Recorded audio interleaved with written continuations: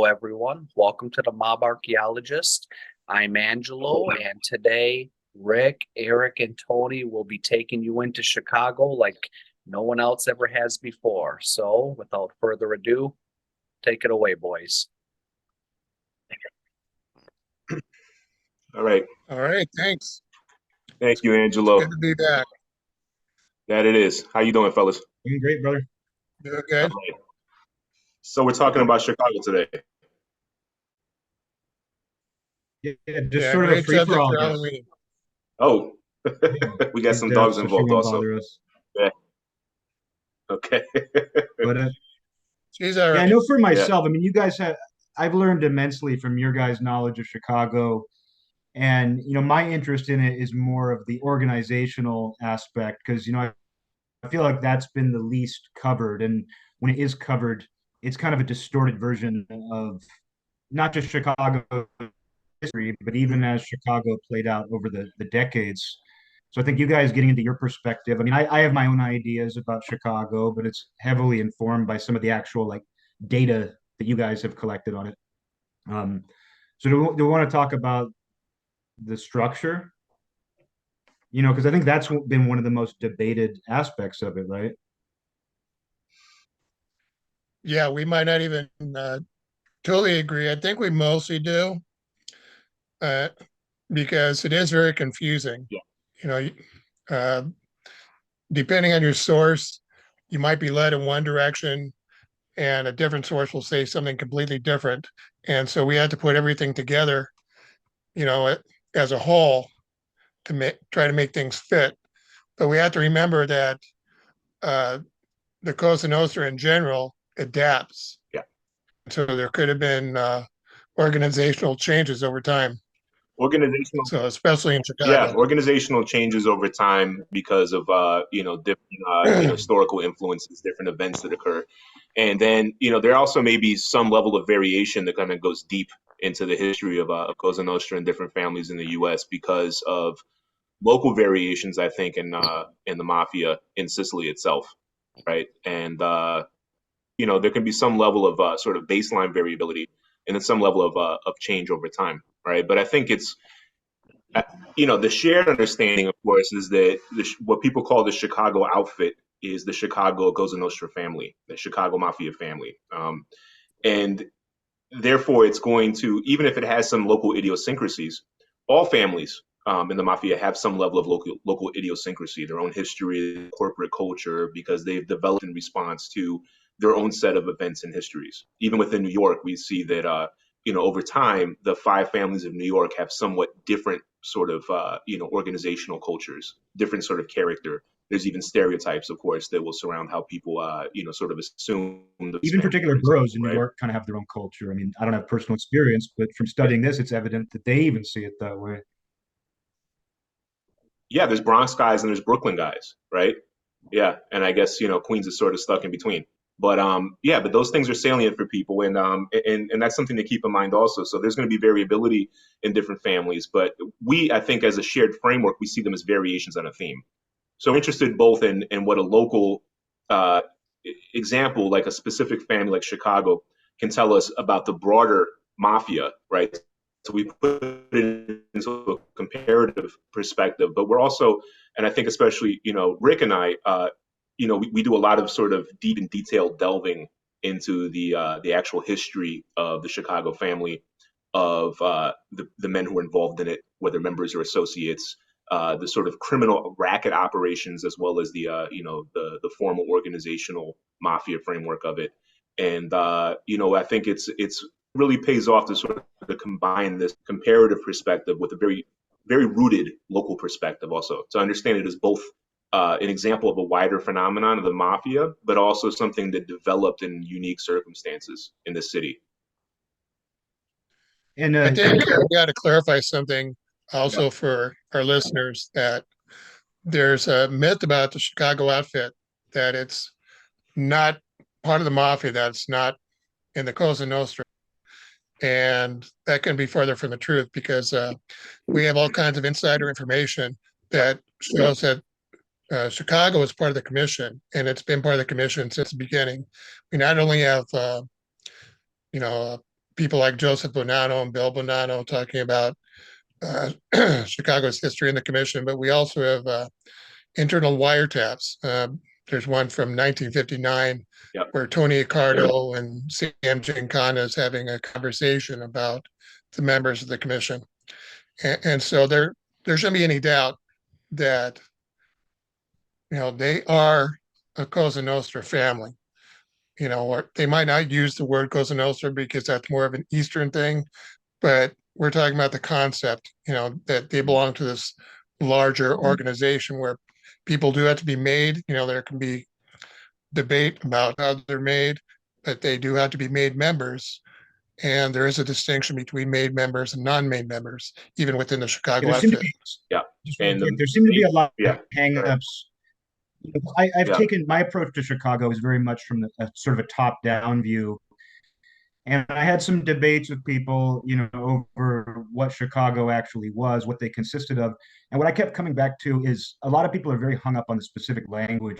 It's because, let's say, Chicago didn't actively use Cosa Nostra to refer to themselves, people tend to think that means they're not a Cosa Nostra family. Well, it turns out nationally, relatively few families used Cosa Nostra. A lot of them used outfit. They often would refer to like what we know as a capodecina as a crew boss or simply boss. But we know from member sources who knew Chicago guys, Frank Pompensero, among others, when they were formally introduced to a guy who held that position, he knew him to be a capo regime, capodecina. I think the fact that they didn't actively use that term all the time, we do know Chicago did use that term on occasion, but I think people are very hung up on some of the language of it, and they tend to assign more meaning to the terms that are used. Yeah, I mean, that's the outfit thing is a major hang up for people because I think because Chicago is an important family in the history of the American mafia, and because Chicago has a lot of notoriety and a lot of visibility, there's a lot out there about it. Some of which, verges on myth, other stuff is a sort of mix of fact and myth, and some stuff is factual, right? But because of the visibility of it, people sort of think that there's this entity whose formal name is the Chicago outfit, right? And the outfit is synonymous with the Chicago organization. And it's capital O outfit, right? An outfit is just a sort of casual stand-in or synonym for the mafia, which Joe Bonanno tells us is an organization that doesn't actually have a name. So when we go back to older sources, in the early 20th century in the American mafia, they refer to it by names like L'Onorata Società, or Fratellanza, right? The honored society, the brotherhood, or the fraternity. Later on, and Sicilian researcher Salvatore Lupo believes that he makes an argument that the term Cosa Nostra, right, which was not recorded in Sicily in the late 19th century, early 20th century, as far as I'm aware, right? Those other terms were used as well as some other local terms. Was popularized in Sicily because it was imported to Sicily from New York in the period around World War II. And he believes that it probably gained popularity in the American mafia around the Gambino family because of the Gambino family having strong ties to Palermo and Palermo having a lot of status within the world of the Sicilian mafia, that it wound up becoming the sort of preferred usage in Sicily, as well as in New York and in a few other places in the U.S. But we've documented from confidential informants and other sources in the 1960s and 70s that the term outfit was used to refer to both a specific mafia family and Cosa Nostra as a whole, in not just Chicago, but in many cities around the U.S., including in New York. I mean, in the 1970s, George Barone, who was a New Jersey-based Genovese member, refers to the Genovese family as the outfit repeatedly. The Cavalcante tapes, too. Sam DeCavalcante regularly refers to different families as so-and-so's outfit. And just to go back to something you said, too, about Cosa Nostra, Joe Bonanno specifically linked that phrase to Mangano in the Gambino family. So if Lupo felt that was probably an influence, that makes sense. That would have been a family that used it. Yeah, and it's plausible that because of their strong links back to the city of Palermo, specifically with the Gambino family, that could have gained a sort of prestige within Sicily. It was associated with American mafiosi that were sort of in the movies and kind of in the media. And but as far as we know, it was not the preferred term. It was never the official name of the mafia. The mafia is not the official name of the mafia. That's something that became popularized in the 19th century also. It really is. It's a sort of secret society that has no name. And Cosa Nostra is just an offhand way of referring to our thing. an outfit was an English language sort of equivalent of a kind of casual placeholder or There is euphemism that for it. source. That guy's with our outfit. He's with the Cleveland outfit. This guy's with the Milwaukee outfit, right? There is that source that we've discussed who said, we don't know who the source is. He seemed to have, there were some errors in some of his information, but he seemed to have an idea. He said Sam Giancana specifically Yeah. discouraged use of the term Cosa Nostra in the Chicago area. However, that could have been a result of the publicity from Valachi. There could have been any number of reasons for that. I think some people would interpret that information as they didn't see themselves as part of Cosa Nostra, when in reality it might have just said, hey, don't use that term. It's getting a lot of press, or we don't really use that around here. But the organization was the same thing. Yeah, and there was a CI or two in Chicago during the same period in the 1960s that noted that the term was used but very rarely in Chicago. It wasn't the preferred. The person had heard it, but it wasn't really used commonly. So, depending on interaction with, and it's also, again, I mean, if guys are speaking in Italian or Sicilian, they're going to say, oh yeah, that guy's part of our thing, Cosa Nostra. It wasn't a formalized term yet, and I think becoming a formalized term, the way that we think of it, capital C, capital N, right? I mean, that's in no small part due to the publicity that the Valachi hearings received in the first place. Then we do see piggybacking on that point. It's a recognition. There has to be recognition of members and other families. Yeah. And that includes Chicago. So if somebody doesn't have status, they don't have a rank, and according to someone's misunderstanding of how the Chicago outfit operates, they're not going to be known outside either, but we don't see that. They do have ranks that are known to other families. Eric mentioned Frank Bonpensiero earlier.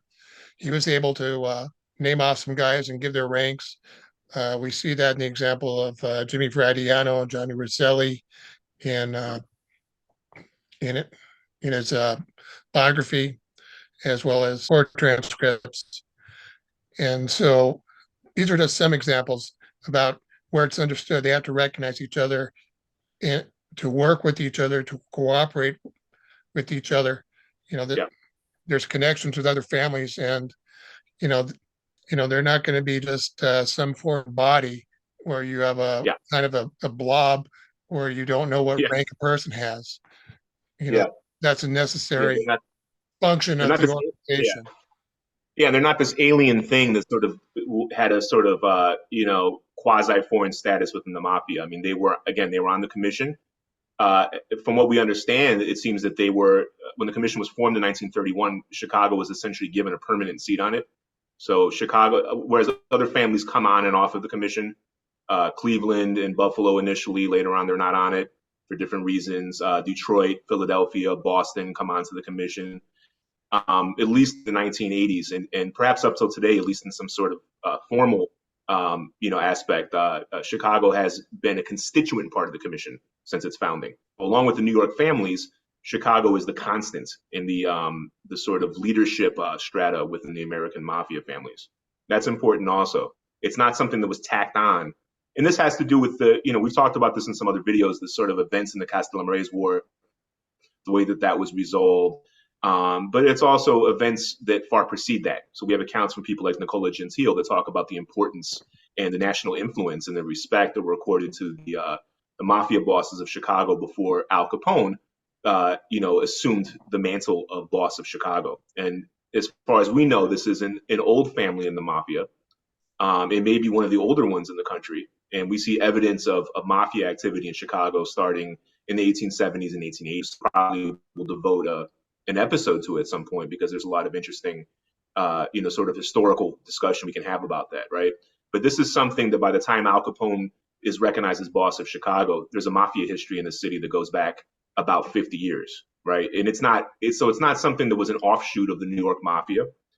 It's not something that was sort of transplanted there or that they were sort of brought into only in 1931. This was part of a local mafia, again, that's part of a larger, broader phenomenon, but this is a local manifestation of the mafia that's developing in its own trajectory in its own communities with its own sort of Italian-American dynamic that's happening in Chicago for decades, right? So that's important to keep in mind also, right? It's not something that was transported from New York. It's a parallel phenomenon that developed in some ways together and in some ways with its own local dynamic along with me, you know? I want to point something else out with the terminology before we let that go too. Even though Chicago did have these kind of colloquial terms, which aren't even that unique unto themselves, like you think about the idea of referring to a captain or a, because the term capodecina, it would translate in Italian to boss of 10, which is essentially boss of a crew. So Chicago calling that a crew boss or a boss What it is is. actually a more literal translation of capodecina than other terms might be. The other thing that we learned is there's a wiretap from the 1960s of a member, a second generation member talking to Sam Giancana, and the FBI didn't know how to transcribe the term, but it's very clear he used the term capodecina. They transcribed it as like Gabricina or something to that effect, but it's very evident in context that it's he's saying capodecina to the family boss at the time. We know from Nick Calabrese's testimony that they actually use the term sotocapo, which means underboss, but they actually use that also to refer to the acting captain of a crew. He says that when there was an acting captain, they would call it the sotocapo. Uh, I'm opening up a whole can of worms here, but it's going to have to come up, which is, there were references for years to them having a board of directors or a committee that ran the family.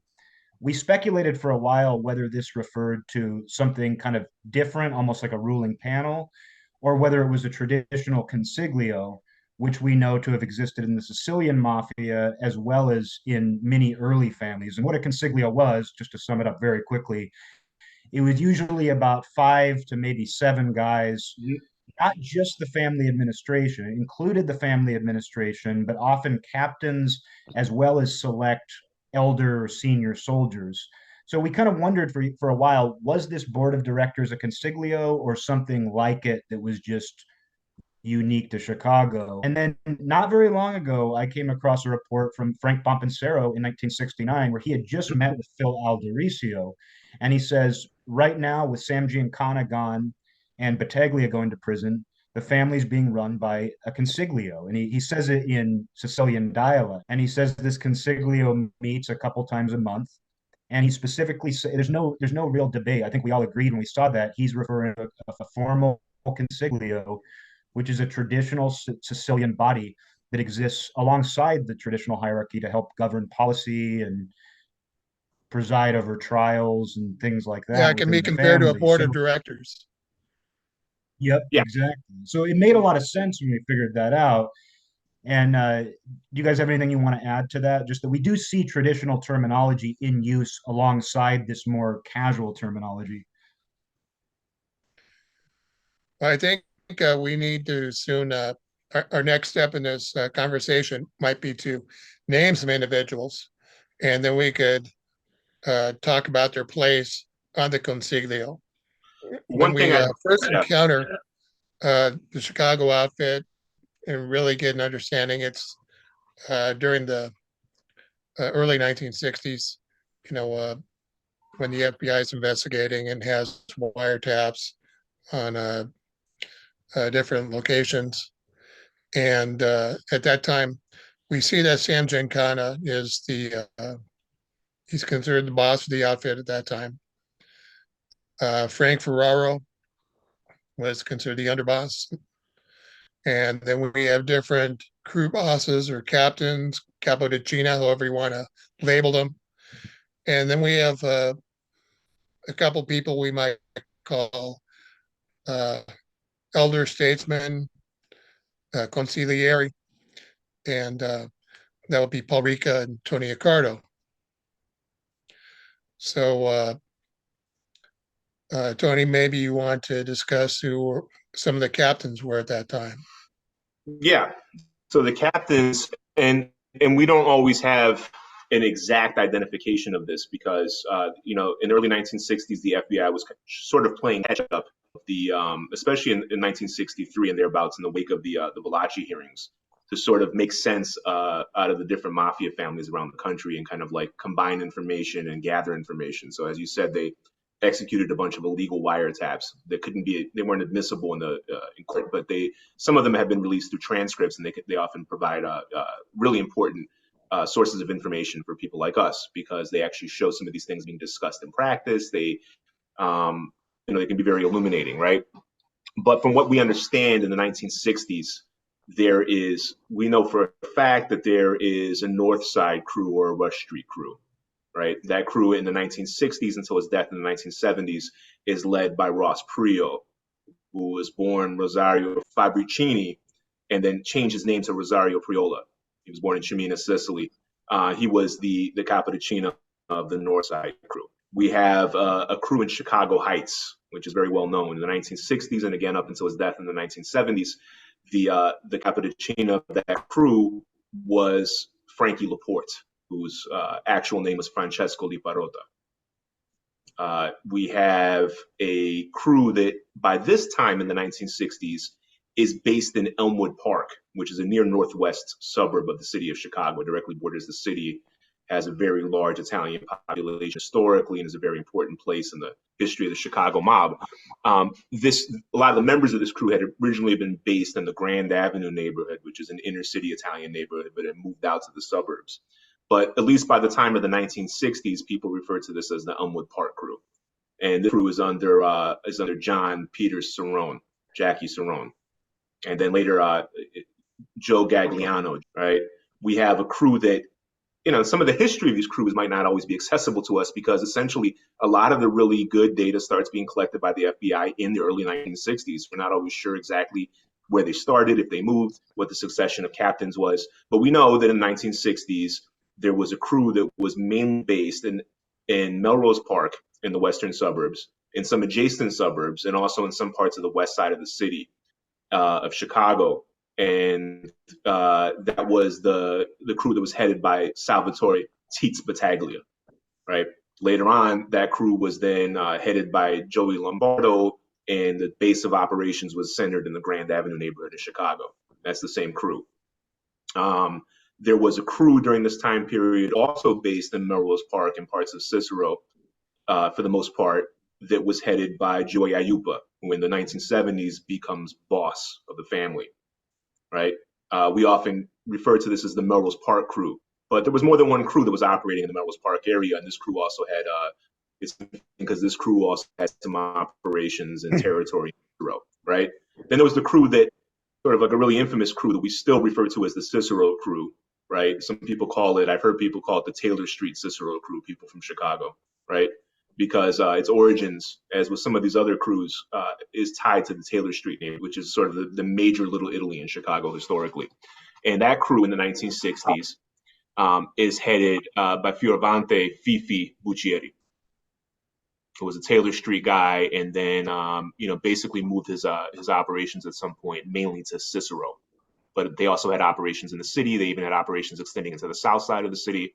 And these territories, we know later on from Nick Calabrese, who testified in the 2000s, they were not cut and dried. There was no like walls and borders around them, right? There was a lot of cooperation and interaction between guys from different crews, and some guys from certain crews would get permission or a license essentially to operate in another crew's territory, right? But those crews had a sort of each one had a geographic base, right? There's also another crew that was headed by Willie Potatoes D'Adono.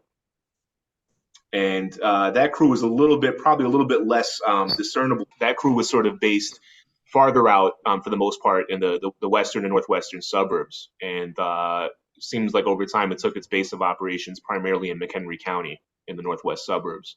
And then later on, in the late 60s and early 70s, that crew was taken over by Joe Amato, who had a politically incorrect nickname that we won't repeat. And we know that he was a captain. So we know we know Willie D'Adono was a captain, and we know that Urban Dictionary or something if you want to find out. Yeah, yeah, you can figure it out. He was a dark complexioned Sicilian of Argentina. Yeah, and we know from later on, of course, that he was Joe Amato was named as a captain or a retired captain or capo by Nick Calabrese. So we have a pretty good idea that he basically succeeded Willie D'Adono over the D'Adono crew. D'Adono's another guy that's from Taylor Street. A lot of these guys, they grew up in these inner city areas, and then over time, as their careers sort of went on, they either were appointed to or expanded their crews out into these different suburban areas, and so with this lucrative territory for racket operations. So with this consiglio existing, Obviously, not all of the captains were on the consiglio alongside other senior leaders. So select captains were chosen to be part of this council. Yeah, there was one more. There was one more crew and captain. There's another crew which is probably also a very old crew because this is a territory that kind of goes back to, we already see Sicilian mafiosi as well as the mainlander Colosimo, Big Jim Colosimo operating in the near South Side area going back to around 1900, if not earlier. Right. This is what people usually call the Chinatown crew. Which is the Bridgeport 26th Street crew. This is the near South Side crew, right? And this crew in the 1960s is it's headed by Frank Skid Caruso, right? That's the captain. And there's also a crew that's based in Gary, Indiana, which is a little bit more fuzzy to us.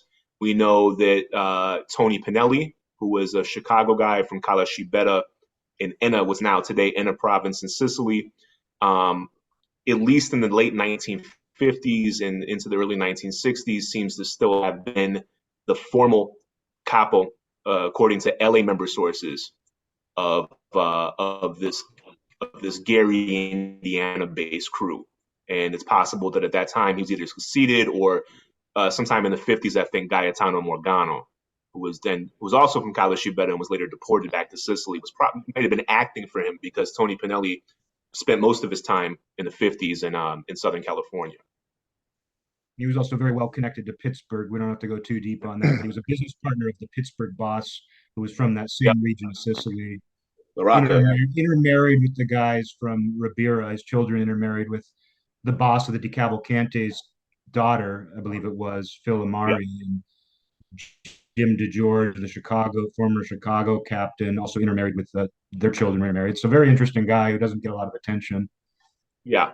So Jim DeGeorge is another person that's very important. He was named, talking about member sources, inducted Mafia member sources from other families who were able to give us their insight, because oftentimes we were lacking member sources in Chicago for certain things. We have them, but sometimes they're vague and they don't give us enough information. But Augie Maniaci, who was an inducted member of the Milwaukee outfit, or the Milwaukee Mafia, was familiar with a number of Chicago members and identified Vincenzo De Giorgi from Ribera and Agrigento as formerly having been a capodecina on the north side of Chicago.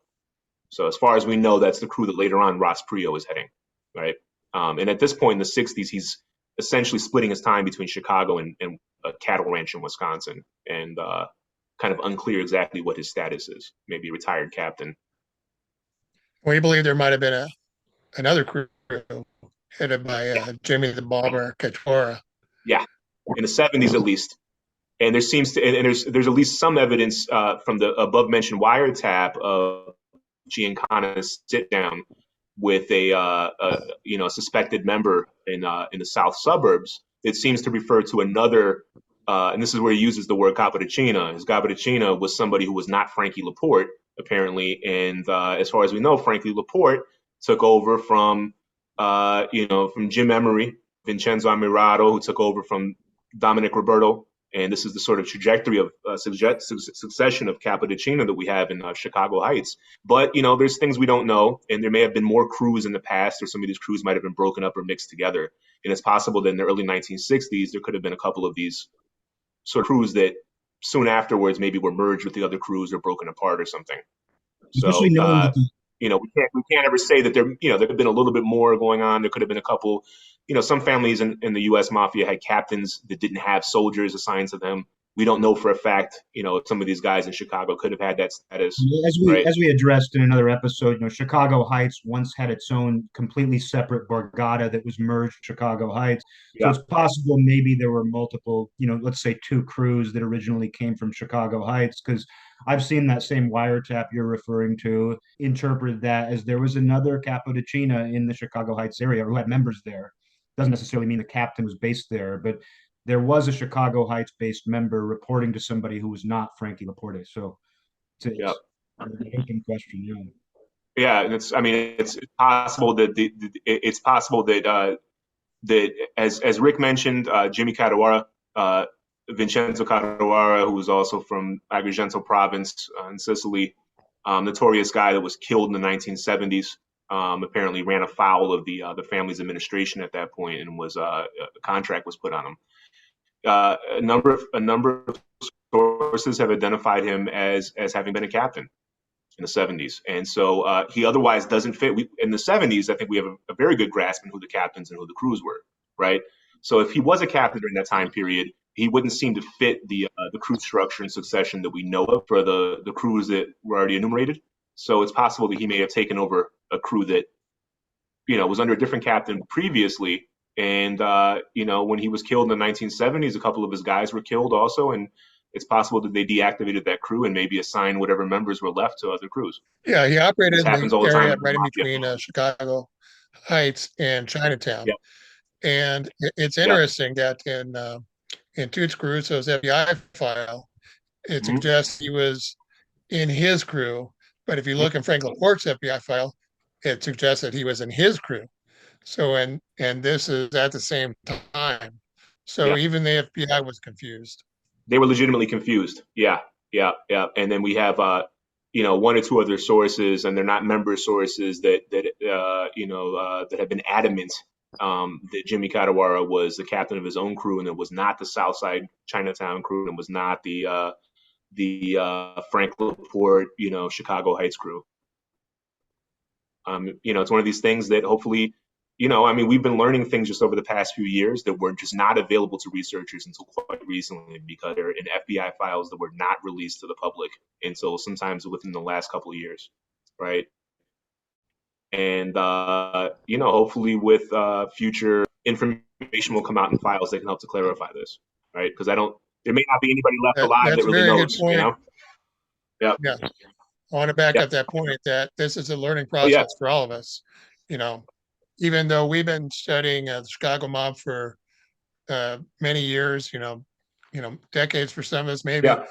the learning doesn't stop because there's so much information out there, and we have to collate it and try Yep. to see what's fits, Yep. and try to reinterpret it as the informant understood things. Yep. And whether that was an accurate interpretation. Yeah.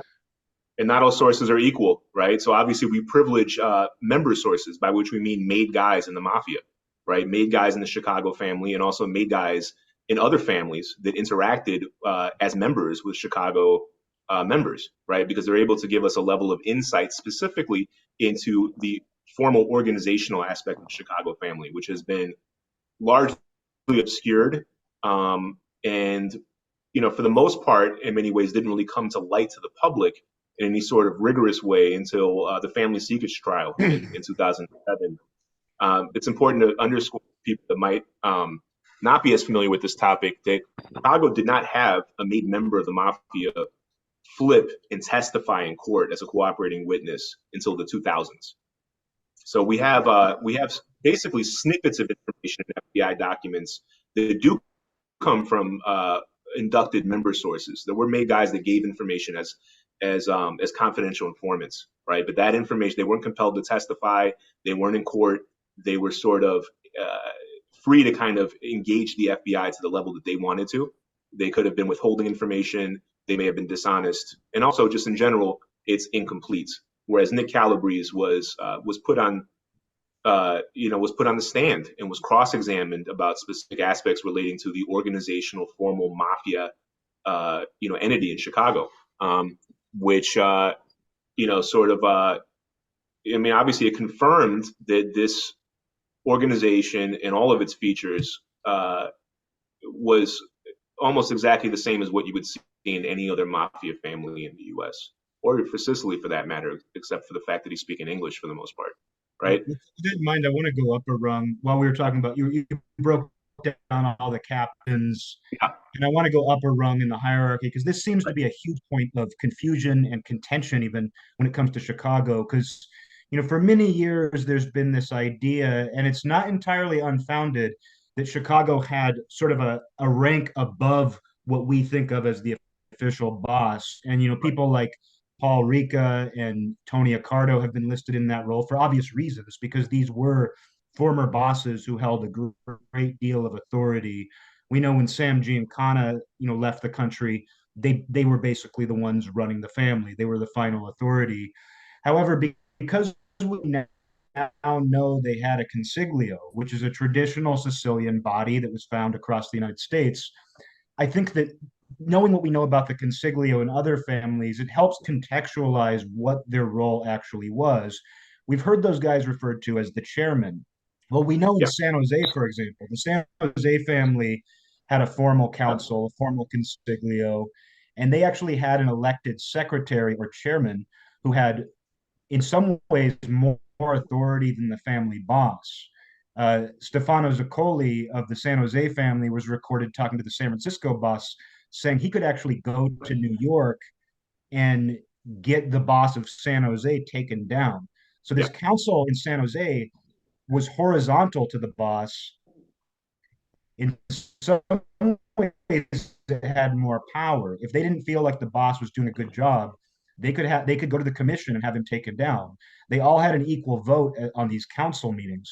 So knowing that, we can see that Accardo and Ricca, it seems to me like Ricca might have been the official chairman and then Accardo, but it seems like that's just an academic distinction. Yeah. I'm guessing you guys would agree that they seem to have been partners in the way they operated. But to me, because I used to push back on the idea that, like, oh, they didn't have a top boss. Maybe they had sort of the retired elder statesman. But I think finding out that they had a council, an official consiglio, it sort of reconciles all these different points and says that they did have a chairman. We know in other families that the chairman of the consiglio, in many ways, did have more power or equal power to the boss. And in Chicago's case, obviously the reputation of guys like Accardo and Ricca, beyond whatever formalities went along with being the chairman of the council, their reputation spoke for themselves as well, where people weren't going to go against them, people were going to listen to them. So, I mean, to me, that was a pretty big revelation. It sort of reconciles these different views as to how the Chicago hierarchy actually worked. Do you agree? Yeah, I think one thing we also should understand at this point is that Ricca and Accardo at different times are referred by the FBI as the consigliere. Yeah. Now, they're not the consigliere in the same sense as other families, where they're where they're operating in between the boss and the lower-ranking members. They, they hold the purse strings for the outfit, according to different member sources, Yeah. and they also set policy according to the sources. And we have many different sources that give Paul Ricca a high level of respect. Yeah. And they even say that he was boss, uh, ever since Capone went to prison. So I agree with you. He was in the consiglio, and I think that helps under, give us an understanding of how things worked operationally. And I think along with how things work, I want to refer to the book, The Last Mafioso, where Jimmy Fradiano was in New York watching a vote amongst the administration of the Genovese family. Yep. And the Consiglio in Chicago seemed to operate the same way, where they were taking votes and people's votes could be swayed. There's there's documents in Chicago that give us an example of this, where Paul Ricca did change his vote. I believe it was referring to a murder, and he was able to not go through with it thanks to his vote. So, and I think it's, so yeah, that's how I see it. I think it's important to stress too. So when Rick, when you say that they were not consigliere, when we're talking about Paul Ricca and Tony Accardo, right? They were not consigliere in the way that some other families sort of operationalize a consigliere position.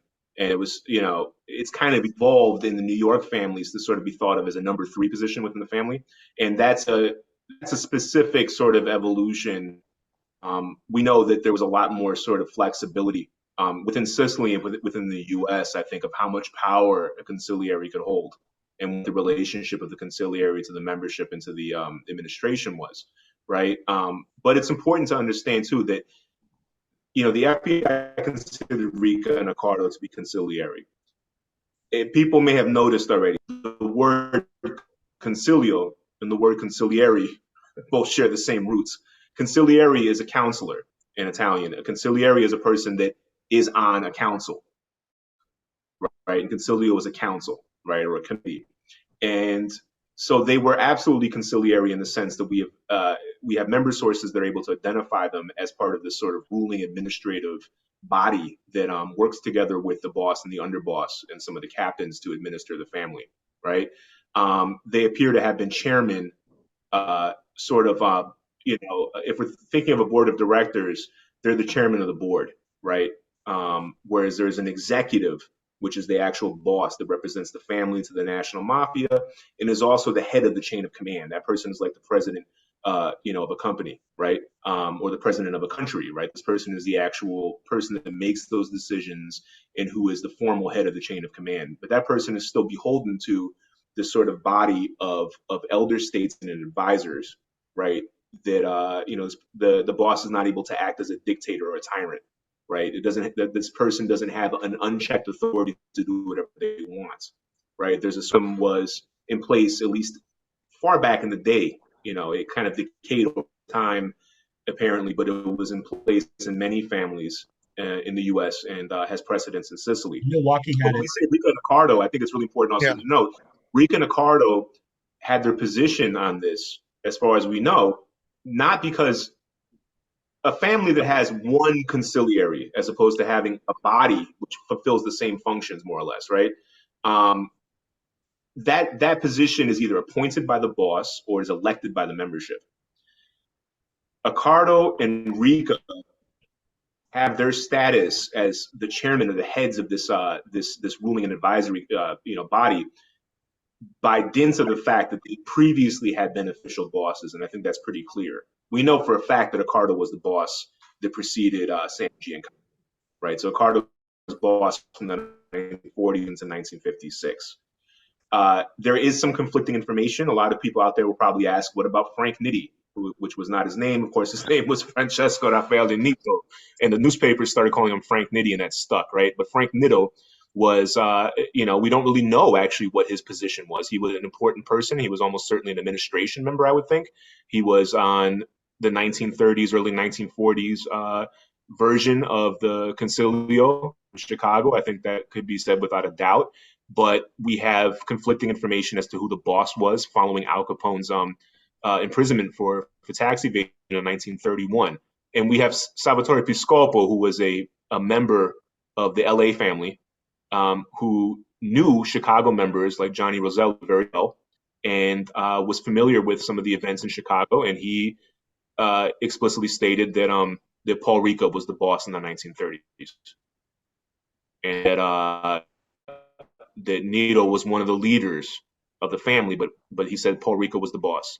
And we also have Bill Bonanno in his book, The Last Testament of Bill Bonanno, that puts Paul Ricca in the 30s and into the 40s on the commission as Chicago's commission representative. And we know usually the formal boss, which in the Sicilian term is the capo familio or the rappresentante, the representative of the family.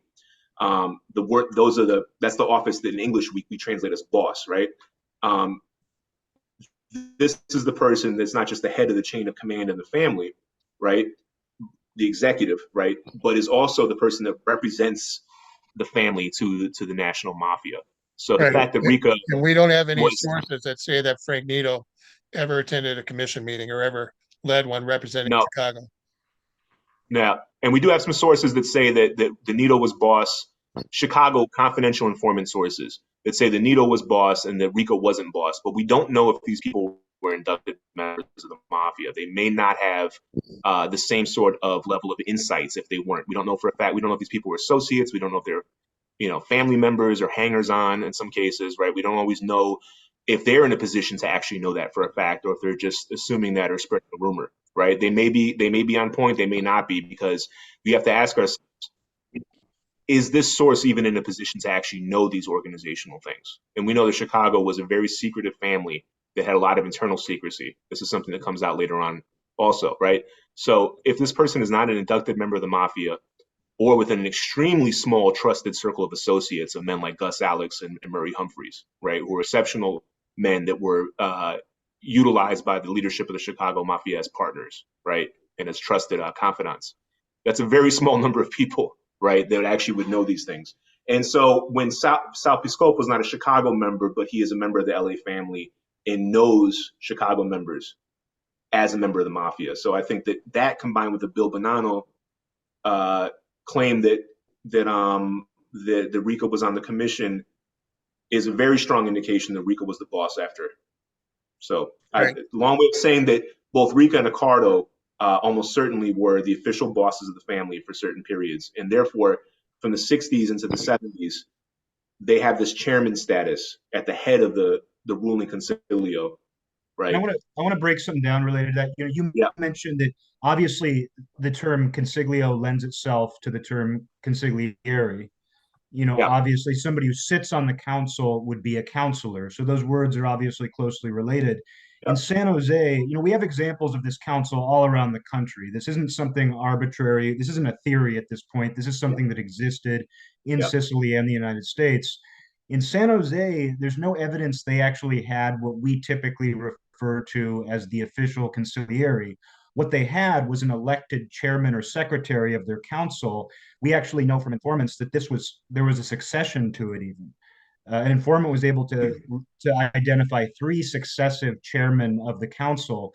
From what I can gather, the chairman of the council was, if not the same exact thing, directly analogous to what we refer to as the official consigliere of a family. He seems to have had the same exact ceremonial duties. He seems to have had the same exact authority.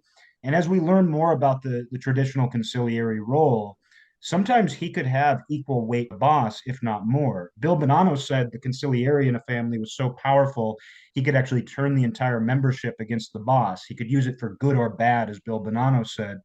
We know from one of the Magadino tapes, he didn't allow an official consigliere in his family because it was an elected position who could effectively split the political power in the family. So it doesn't seem that some of these families who had a formal council actually had what we think of as the administrative position of consigliere. Rather, that position was what we're referring to as the chairman or secretary. So if Ricca or Accardo was the chairman, which they seem to have been, they were effectively the consigliere. Because I think we're going to get questions. I think we already have gotten questions. Did Chicago have a consigliere? I know people have different opinions. They had a council chairman who was a direct analog, if not the same exact thing in practice. Would you guys agree with that? Well, not exactly as I stated earlier. There's a little bit of a difference in that at the consigliere of most families, when there is one, is under the authority of the boss. Yeah. I disagree with that, but please. Yeah. Well, I mean, let's say, for example, when John Gotti was boss of the Gambino family, we have plenty of evidence that the final authority in that family was Gotti himself, and he said that he could arrange things to remove the consigliere, that he could uh, replace all the captains, put in a new vote, and have him removed. And also when it came to making decisions, we there's a certain uniqueness to every family, to every borgata in the Cosa Nostra. So they're not going to be all following the same blueprint, but there is a general conformity, you know. So it's a conformity, but with a certain amount of flexibility as well. So you know, I see the role of Ricca and Accardo. It's a little bit different in that sense. Um, they Ricca had nobody he had to report to, throughout his tenure. And Accardo, he could be considered sort of a junior consigliere when Ricca was alive, and then after that he had the top position, or he was referred to as boss, depending on the source. So So it operates a little bit differently, not an exact equivalent, but I think in terms of how you explained about the role in the consiglio, that in that sense, you know, that gives explanatory power to the terms consigliere that the FBI used. Yeah, I Yeah. think you made a really good point. Some people have this idea that the consigliere is just a subordinate to the boss. Like I think you brought up a good example with Gotti having to kind of go through this backdoor, politicking and manipulate things behind the scenes to get rid of Joe Gallo, who he was having problems with. He couldn't just demote him though. He had to. He was saying he would have to demote the captains, who would then vote to take down the consigliere. Uh-huh. So Gotti didn't have the power to just take him down. He had to kind of go through this roundabout process.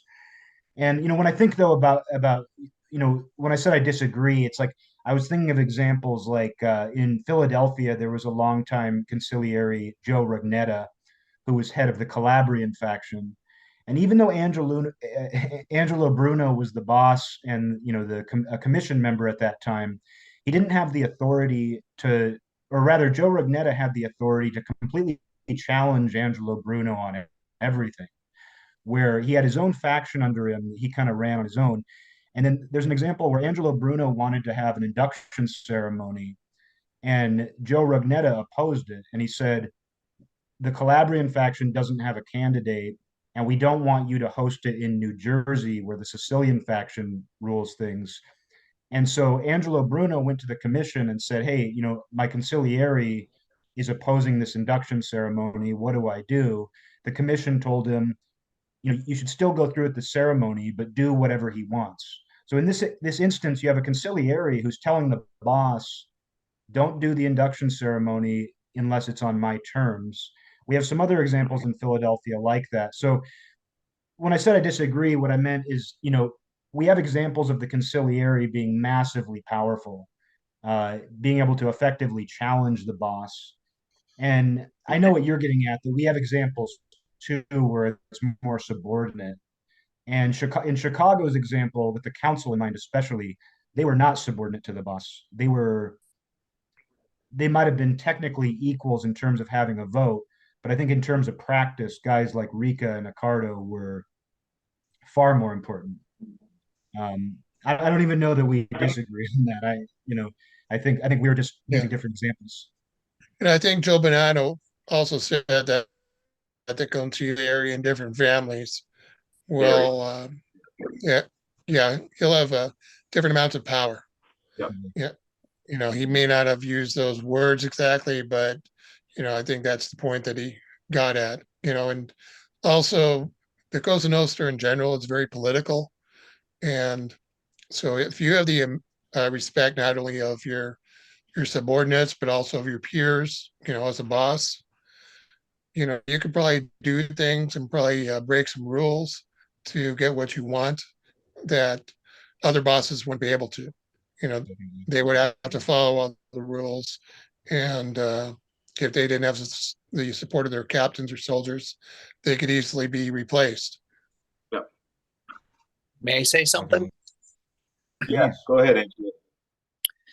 I do see the hierarchy for each of America's families, including Sicily, as being largely similar. The difference is how these men interact with each other, depending on what positions that they hold. I would argue that the consiglio of Chicago and Detroit was maybe very similar, but one of the key differences is Sam Giancana was a newly minted boss, while members sitting on that council had decades of tenure. Whereas Jump to Detroit, Joe Zerilli was boss since at least the 30s, 31, 35, depending on what your sources are. So he was already a tenured member. Had 1963 been covered and he'd already stepped down, and it had been Tony Zerilli, the son, who's, in his 40s while the other guys are in their 60s and 70s, the dynamic might have been a little bit different. It might have been similar to Chicago, where you had this upper brass on the consiglio who were de facto the final power and the final say. That might have been the case with Chicago because Giancana was younger, whereas Zerilli little bit different dynamic.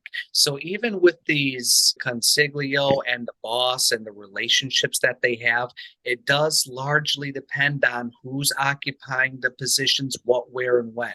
There's what's like the relationship between a boss and an underboss and a Absolutely. consigliere. It's different depending on the family, the time, the era, the circumstance. With the John Gotti example, it could be argued that that was a time of upheaval and instability. That's kind of when these bosses kind of took on more of a dictatorial role, because the way law enforcement was watching, they didn't have the ability to navigate the way they once used to. A good No, point. those are good points. Yeah, very good points. Those are And very I'd like to good points. piggyback on a couple of your points. First, I'd like to say, I think out of all the other Cosa Nostra families, that Chicago's Consiglio probably is most or does most closely resemble Detroit's. I think there's a lot of commonality there. And to your other point about experience and tenure, I think that's also valid.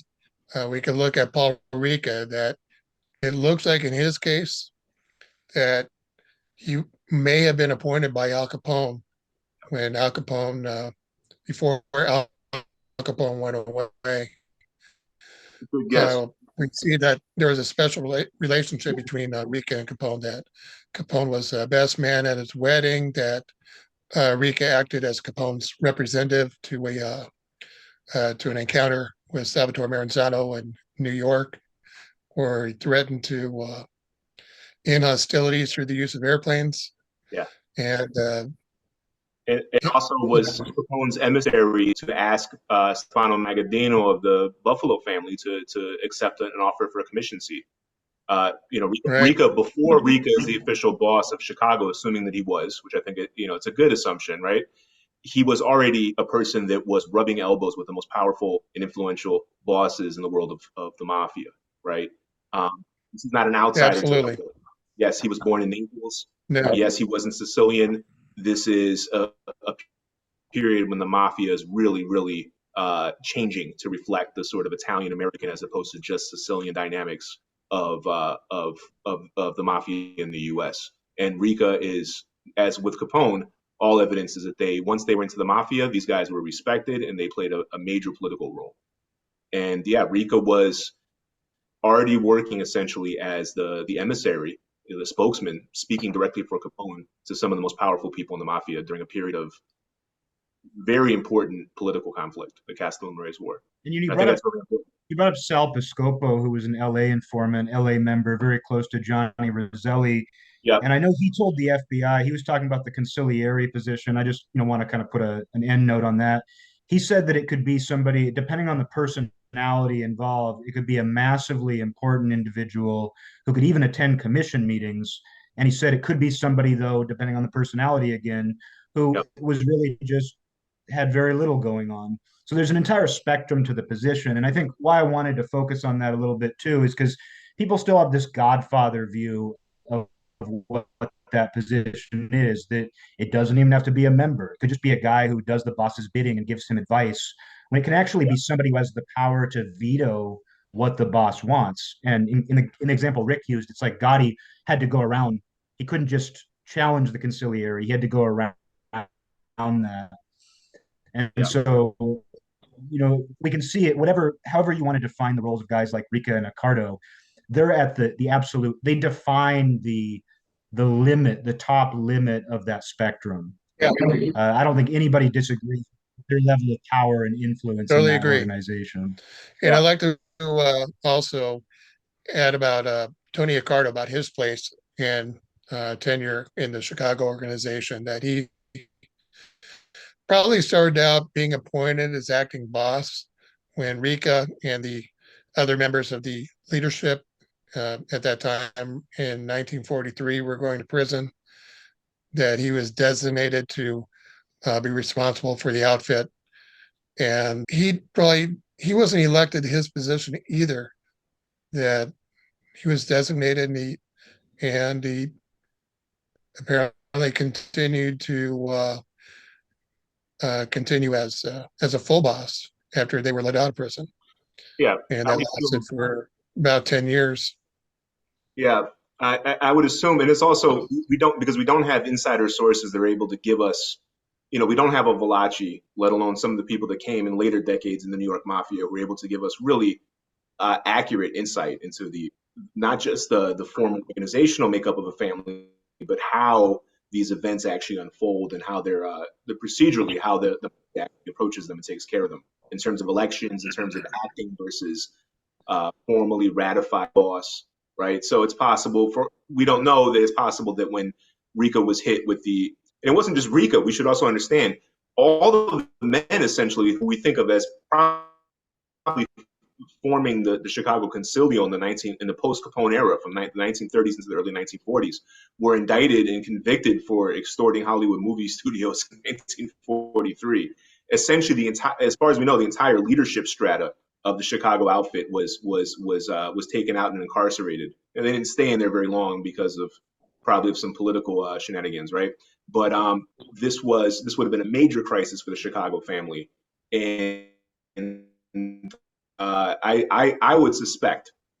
My guess is that Accardo was appointed in 1943 as the acting boss, and it may have been some time, but eventually, when the family was in a more stable shape organizationally, and we know there was also a conflict where there was a rebellion within the Chicago family, and a sort of upstart rebel group attempted to seize power. Right, we have accounts of this, and we know that a lot of guys died in the 1940s. Apparently they seized the opportunity because the family, I'm sure, was in a state of disarray. And once that rebellion was quelled through lead and drilling holes in guys' heads and all sorts of nasty stuff, we can presume that the council probably resumed in some form.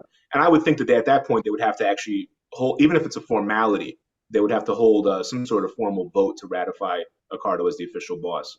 I suspect that would have happened in 1946, thereabouts, right? And it's similar. Well, we also don't know when Capone went away in 1931. Was he still the official boss, and was Ricca acting for him at least for some time?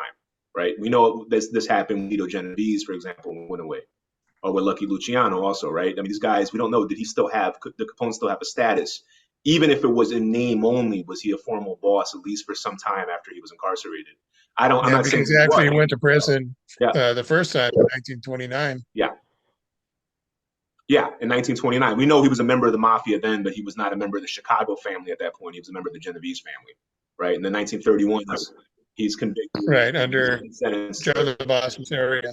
Exactly. Yeah, when I say Genovese, that's how we call it now. But Yeah. people that haven't watched, we're assuming you watched all of our other episodes, right? Yeah, exactly. He was a member of the Masseria family at that point, right?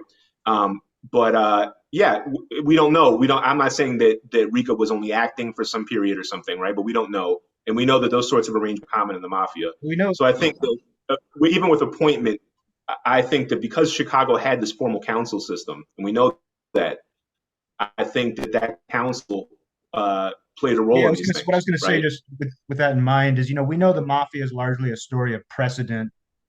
We know certain patterns, not always, but certain patterns tend to play out.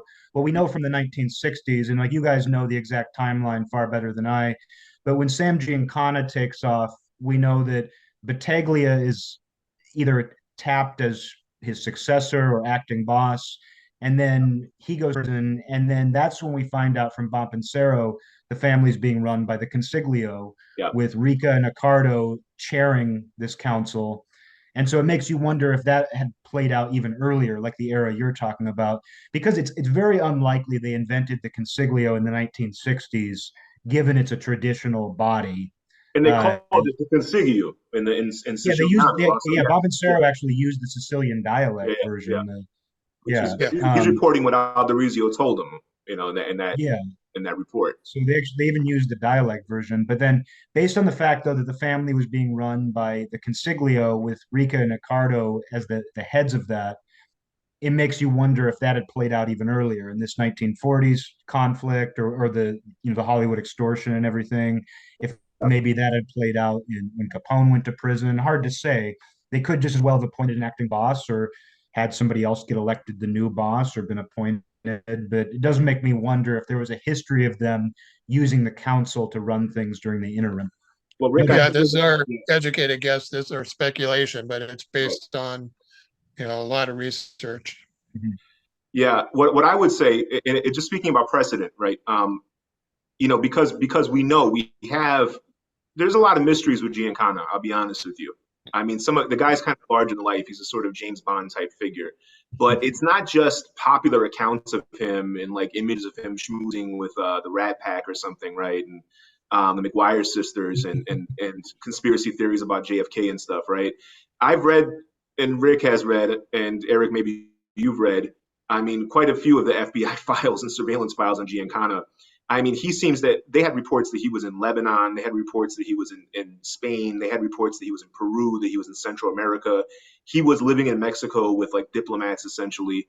That is documented. I mean, that was essentially, there was all kinds of surveillance and stuff done. He was eventually sent back to Chicago because he was essentially dispossessed by the Mexican government because he was an illegal immigrant in Mexico who repeatedly entered the country illegally under assumed names. But when I say all this, that's because, so 1965, essentially what happens is in 1965, there's this guy, David Shippens, who's the head of the Department of Justice task force on organized crime in Chicago. He mounts a full frontal assault in the early 1960s against the Chicago mob for reasons, I don't want to go off on a tangent, but there's reasons for this, right? And one of the things he does, he comes up with a strategy. I mean, he didn't invent it, but he really sort of weaponized it against Chicago of giving these guys immunity from self-incrimination when putting them on a grand jury so that they can then, because of course they're still not going to testify, Omerta, and these guys are mafia members. And then therefore, when they refuse to testify, they can be jailed on contempt of court charges. This happens to Giancana in 19. They know he's not going to testify, so they're using this as a hammer against him. In 1965, he does time in the Cook County Jail because of this. And essentially, like a day or two after he's released from this contempt of court charges, because he knows they're going to keep doing this over and over again, Giancana skips the country in like a day or two after he's released from Cook County Jail in 26 in California. He's out and he's on a plane apparently to Peru and from there to a bunch of other countries. And we don't really understand what happens with this. It is kind of larger than life, but that's because the guy was doing some weird stuff and we don't really understand what it was. It's kind of unclear to us at that point, is he still the official boss? It may have been unclear to him and to the council in Chicago what his status was. Maybe the idea was he was going to lay low for a little bit and come back, but the FBI wouldn't back down, the Department of Justice wouldn't back down. And we know then, because of this same document you referred to, Eric, where Frank Bompensero was talking to Philly Alderizio of the Chicago family, Alderizio tells him that as of this was 1968 or 69, I think it was 69. This is important, right? So this is 65 that Giancana skips town. As of 1969, Alderizio reports that Giancana had been demoted to a soldier. And he said because he wasn't able to perform his duties as boss anymore. That might not have happened right away. They might not have known what to do. He might not have been communicating with them. We don't really understand if this was like intentional or not, right? But by 1969, this helped to clear us up a lot, right? We're getting it as close to the horse's mouth as we can, because Alderizio also says that he's actually participating in the concilio with the family's administrative. It's not clear if he's an official member of the board, if he's a member, but he's attending the meetings at the very least. So the fact that he's included at all speaks volumes about his position for sure. Absolutely. And we know that he was, even when he was a soldier, the guy was a really important guy that had a lot of connections to families around the country, right? Alderizio was punched above his weight even when he had the formal status of a soldier, for example, right? But he reports this, and so we know that around this time Giancana is no longer the boss. Then we have confidential informants in Chicago in 1969, 1970, essentially that say that Ricca and Accardo are retired and they only serve to give advice. They've come out of retirement and they're acting bosses in the absence of until they can appoint an actual boss. And we also know, of course, again, this confirms from Bompensero that the family had tried to put in Salvatore Battaglia, right? But then he eventually got indicted and sentenced to prison, right? So this didn't wind up working out. They were this is a process, and they can't just appoint somebody to be boss. This is a very, very important position, right? And this is something that I think they also probably would have to have an actual vote to ratify this person, right? And we know that in families, mafia families, they can go years without actually appointing an official boss, Yeah. right? They can have an acting boss, right? Or in some cases, they've had panels, and more recently in some of the New York families, right? So these informants in Chicago are sort of telling us kind of the same thing that Bompensero is reporting from Alderizio. Ricca and Accardo are working to keep the family together, is what's said. They're working to keep it from splitting up. And they're basically holding it together, as in the term acting boss is used, until they can appoint an official boss. Some point in the 1970s, Joey Ayupa becomes the official boss. And around 1973, there's a very interesting confidential informant report. One of these ones, sometimes we actually have a really good idea, or we know for a fact who the informant is. Our friend Ed Vallon has done a lot of work on this with his Rat Trap blog, which is incredibly useful and very commendable work, and he's a great guy. Yeah. And we try to piece these things together as best as we can ourselves if it's not always clear also. But there's a CI in the 1970s, around 1973 or 74, that says that that gives a breakdown of the administrative structure. It's a member of the CI. Chicago It's a family. made member too who's informing. This This one, is I'm a not different sure one. offhand. Okay. It may be because the person is definitely talking like they have organizational knowledge. So if it's not a member, it may be like an associate that really is in the loop, right? We don't know for fact. This person gives a breakdown to the FBI. They say Accardo is in this. Ricca's dead by this time, by the way, so Ricca's out of the picture. Accardo is the chairman. That he is essentially retired and serves in an advisory capacity. Ayupa is the boss. And they say by this they mean that he has essentially the command of the family, like I think the word they use is the day-to-day command, right? But he's the executive of the family, which is what we understand the boss to be. He's the head of the actual chain of command, right? And also they say he is available to the membership on a day-to-day basis. And that's how they break it down. And then they say that Ayupa is the boss and serves under the board of directors. That's exactly how the consiglio worked in other families. 100% how it worked. That's how it worked in San Jose. Yeah. Every example we know of, the boss kind of like Kansas City may have had one, St. Louis. It seems like it, yeah. San Jose is obviously a really important example because of the way that the chairman and the consiglio were able to sort of sidestep the boss and go to the commission to try to have him removed, right? We know in Milwaukee, the consiglio too. We have actually a recording of the consiglio before it was broken up. Yeah. And it included a former boss, Balistrieri's father-in-law. I don't want to go too deep on this example, but just point being, they on this recording, they were challenging Frank Balistrieri. The rest of the council was saying, like, you're wrong. He wanted to kill a Bonanno member who had visited their area without getting approval. He was in their jurisdiction without approval, and the rest of the council saying, like, you're wrong. You can't do this. If you do this, Balistrieri, you're going to bring the heat down on all of us. So you can see the council, they were able to do that. It included a former boss, which, Ricca and Accardo were. But we can see in these councils, they were able to effectively challenge what the boss wanted to do.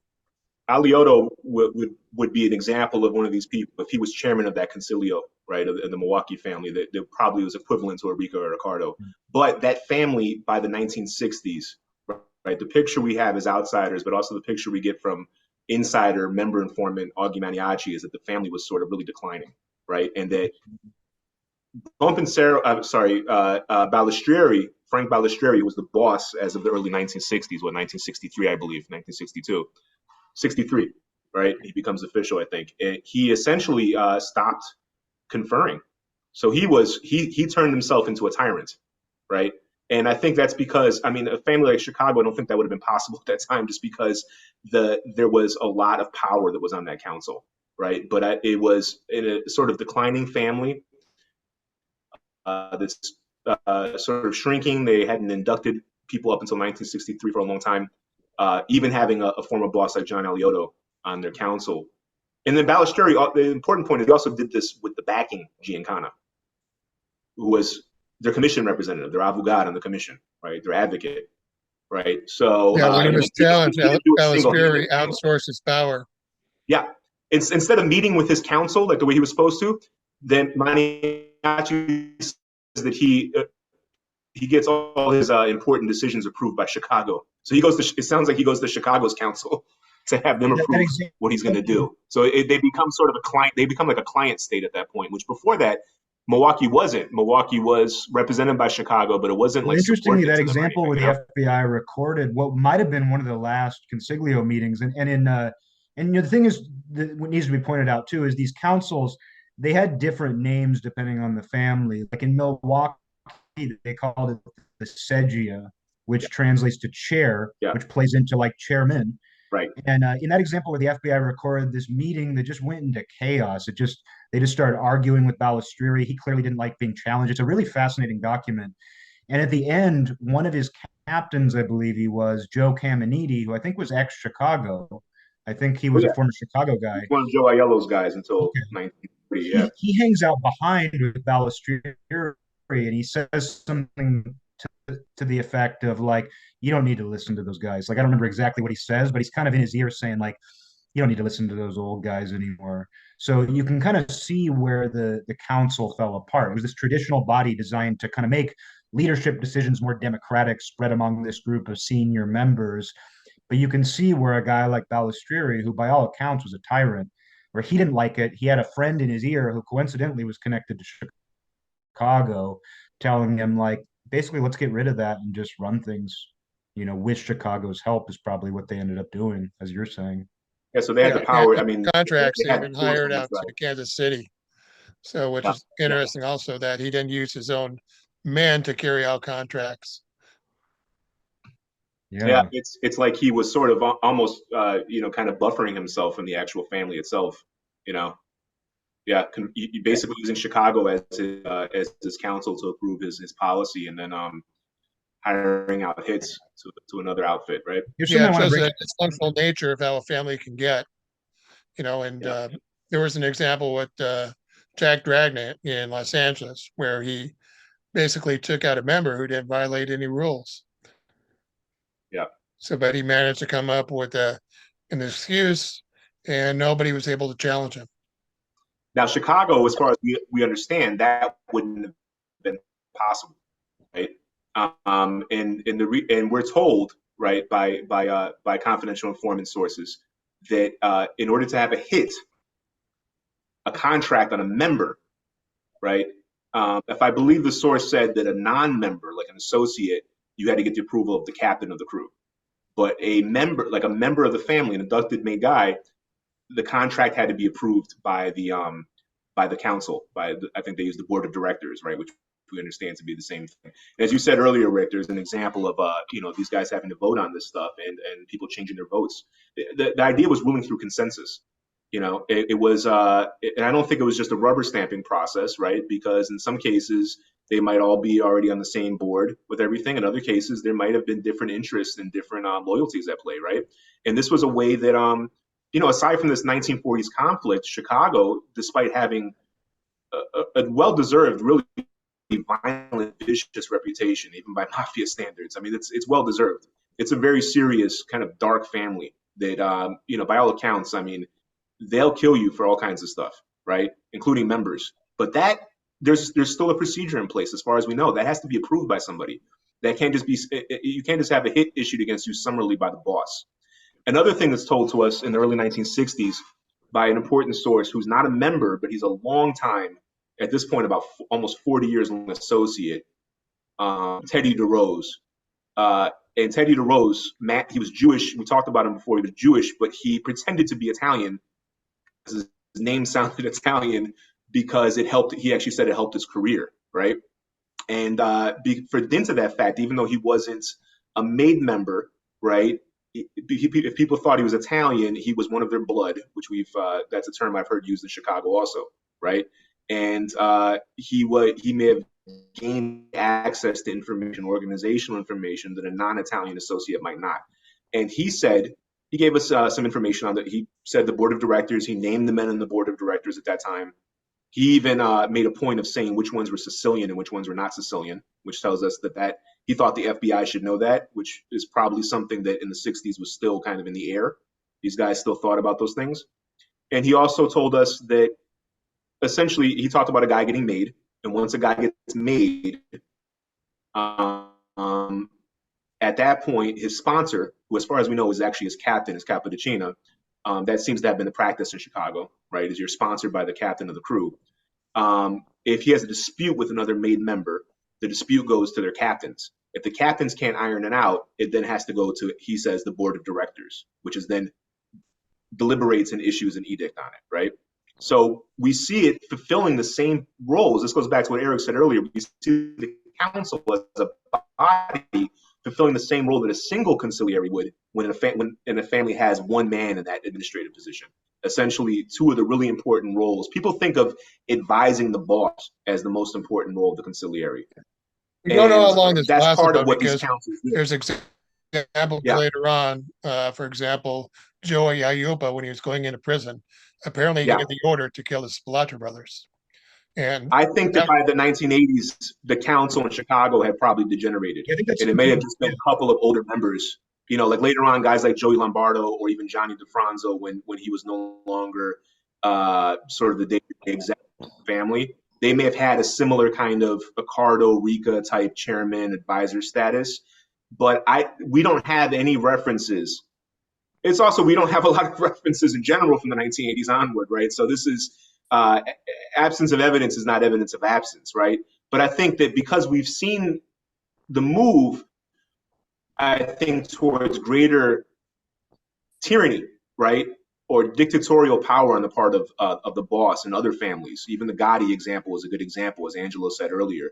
That kind of thing might not have been able to happen the same way 50 years earlier, even in that family, right? So you're pointing out that the council was probably not the same thing anymore, and maybe if it existed, it was just a couple of guys that conferred with the administration. it's also pointing out, possible too, there's that exceptions, council, you know, because we have, Yeah. as you stated, limited information. You know, we're making generalizations based upon the evidence that we have, but you know, 100%. it's always possible that every now and then that Ricca decided to use his authority and say, this guy's got to go. Yeah, and You know, it also would depend on who that guy was, and if anybody was going to stick up for him. Right. You know, I mean, if it was, say, if Ross Priol was, no, that guy's related to my wife. No, it's not going to happen. Maybe that would have been, you know, but yeah, it's a combination of who Ricca is. This goes back also to Angelo's point about it's not just the positions; it's also the men that occupy Right. the positions. It's There's a the lot of person. personal. You make this point also. Yeah. Yeah. You know, I mean, another example with Accardo ordering the deaths of the burglars after his home was invaded. Yeah. And considering the number of people that were killed, that seems like ordinarily that would have been a decision of the consiglio if there was one at that time. And but that what we're told is seems that to have come from him directly, even though the guys weren't made. Yeah.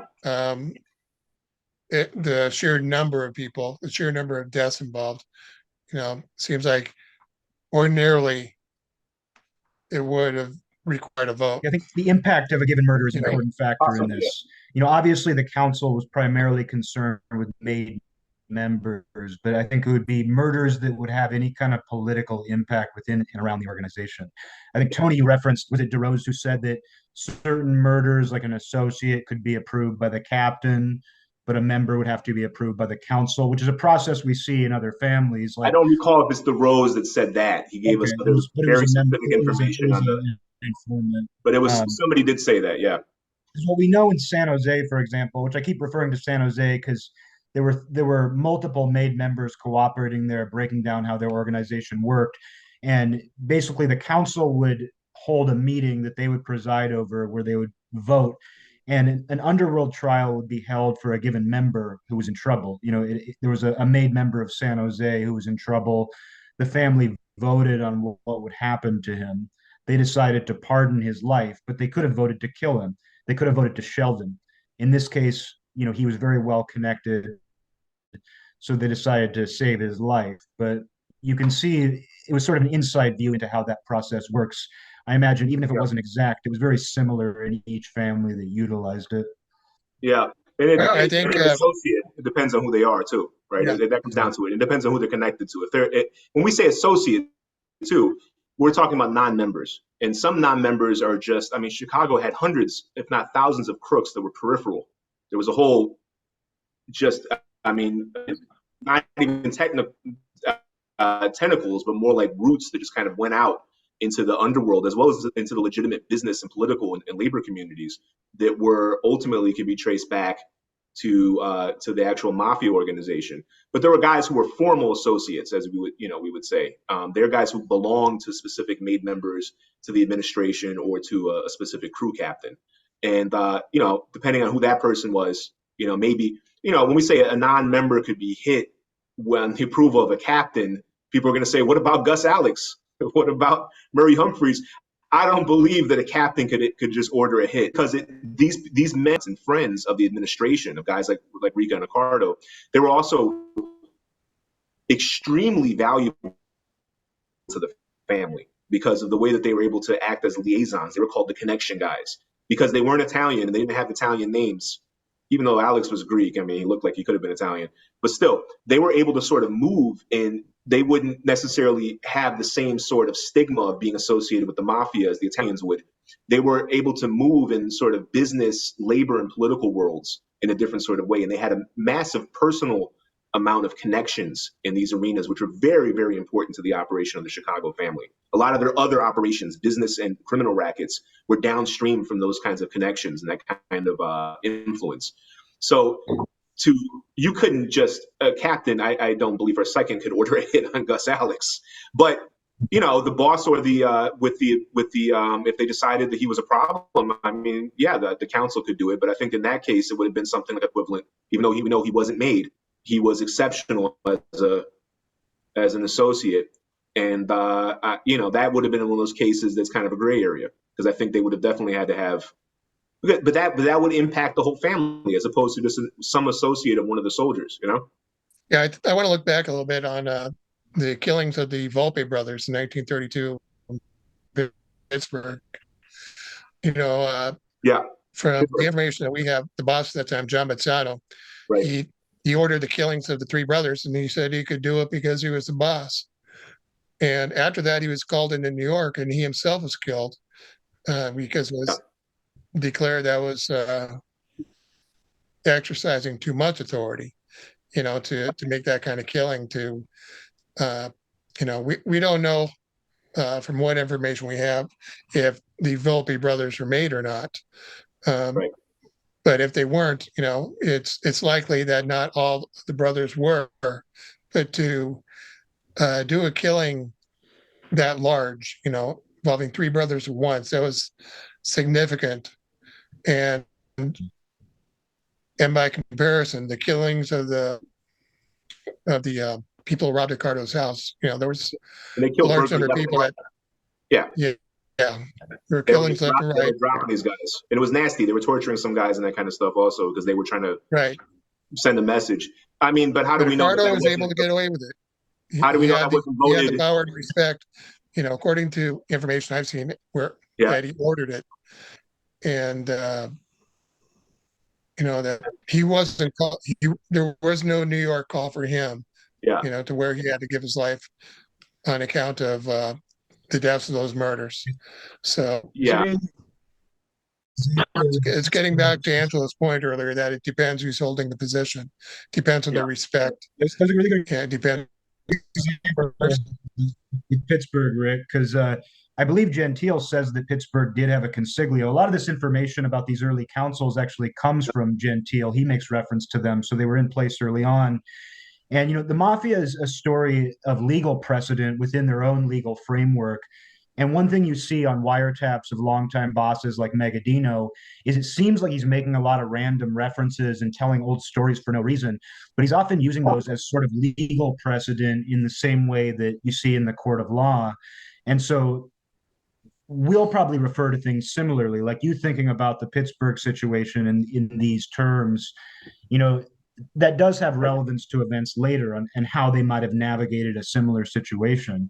So that kind of thing is very relevant here, especially since some of the same sort of bodies may have been at play. One more thing I wanted to get at a few minutes ago is, you guys were mentioning that the Chicago Council or, board may not have been in as common use, if at all, later on in the 80s. And that's something we see nationally, even though there's a lot of evidence this existed for decades and went back to the Sicilian Mafia. it dwindled. We can see that in Milwaukee, Balistrieri deliberately got rid of it. We can see in some other families it stopped being used. In St. Louis, it looks like they had stopped using it around the late 50s, according to a source. So it seems like a lot of these families around the country stopped using the consiglio, and that probably would have led to other families stopping using it. There would have been less reinforcement for that kind of system. So it would have happened for its own reasons in individual families as things changed, but it was also playing out nationally. For whatever reason, that council was no longer in place. But then there's sort of a spiritual successor, which are these ruling panels and committees, which I should point out are not the same thing. Like when we hear about a ruling panel today, it's not literally the same thing as the traditional council. But you can see, I mean, it's intuitive stuff to have a board of people who vote and make decisions as a panel. It's to very balance intuitive. power, to sort of assuage conflict, to reach consensus, as well as to sort of distribute, responsibility and authority.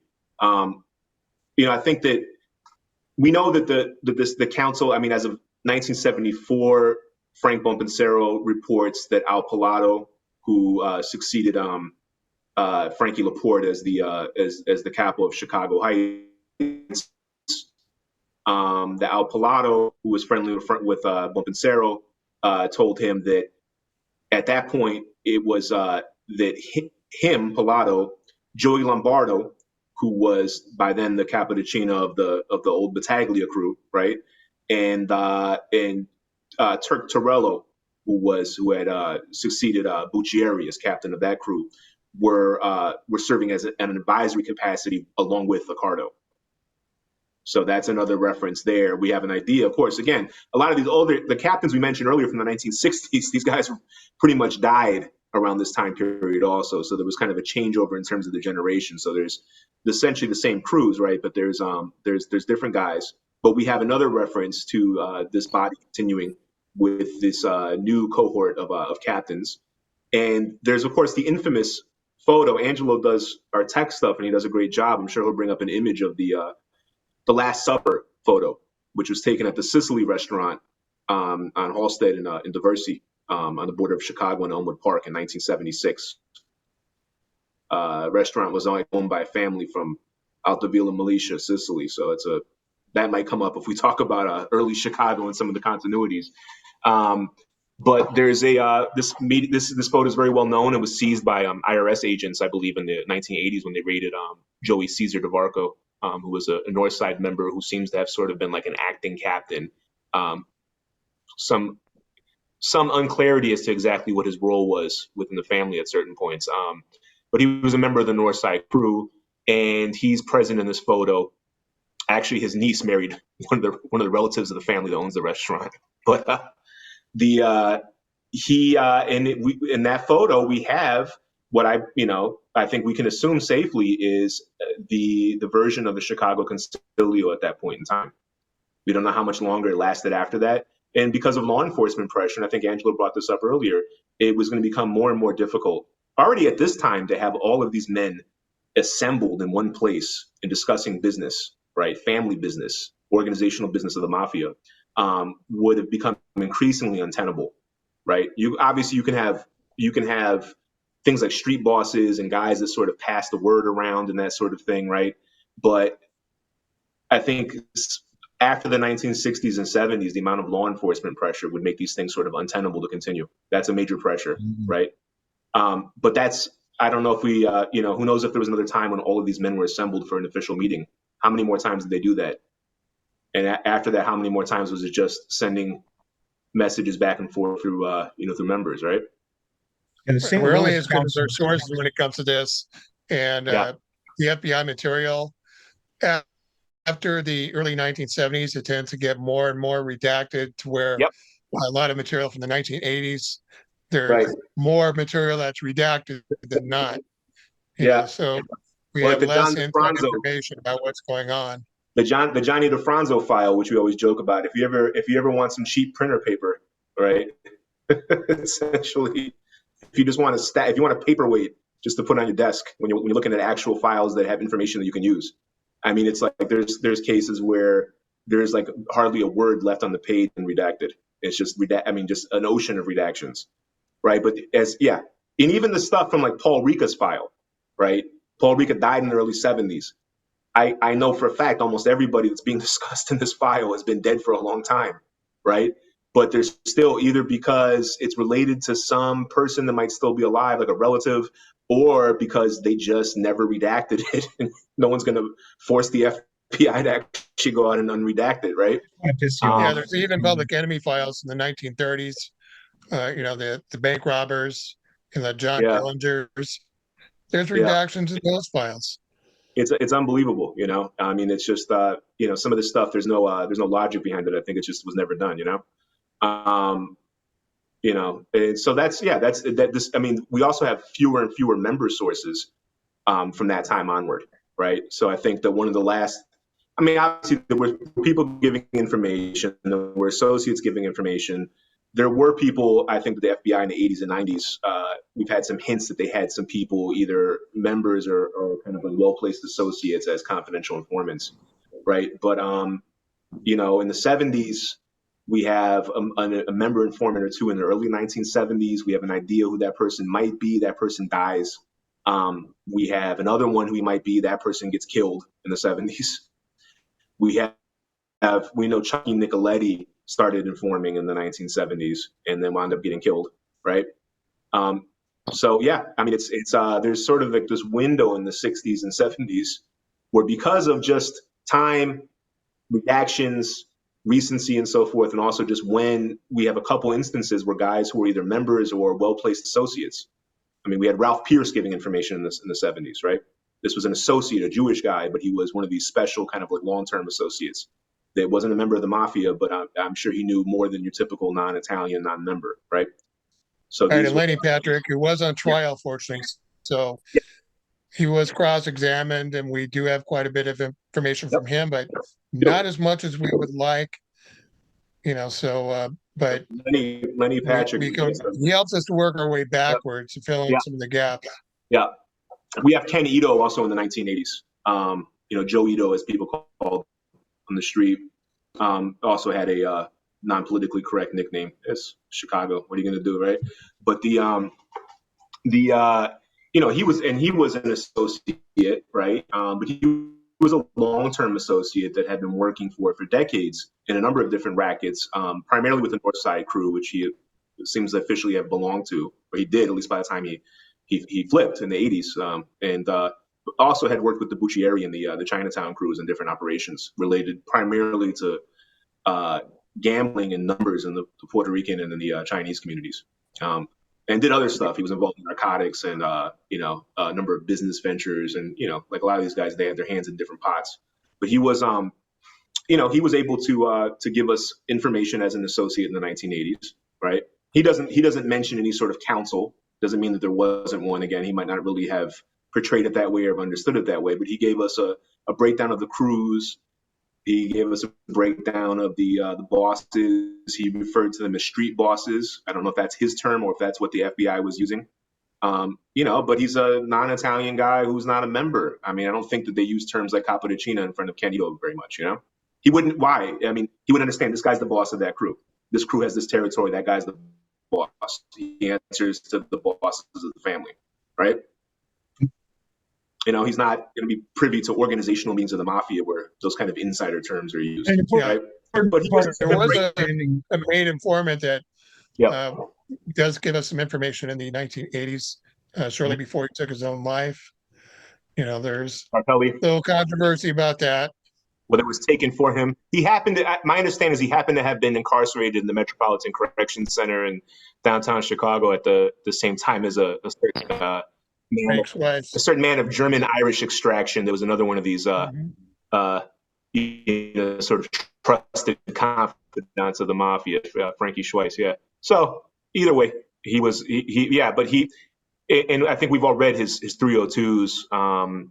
He never wound up testifying because he died, ostensibly by suicide, and hung himself in a cell, right?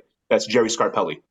And in the late 80s, he decided to cooperate and didn't live long after that. And he was debriefed by the FBI, and a couple nuggets of information in there, but it's overall, My impression is he may have been trying to protect people like Ferriola and Torello, or Ferriola at that point in Felice, I think.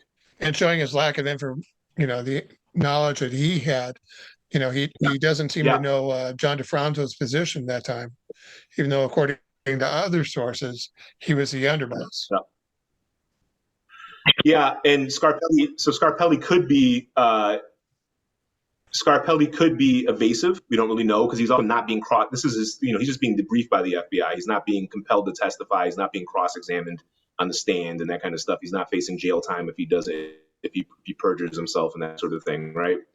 So it's hard to say, right, if he's dissembling, right, and protecting people. But also, he hadn't been a member very long.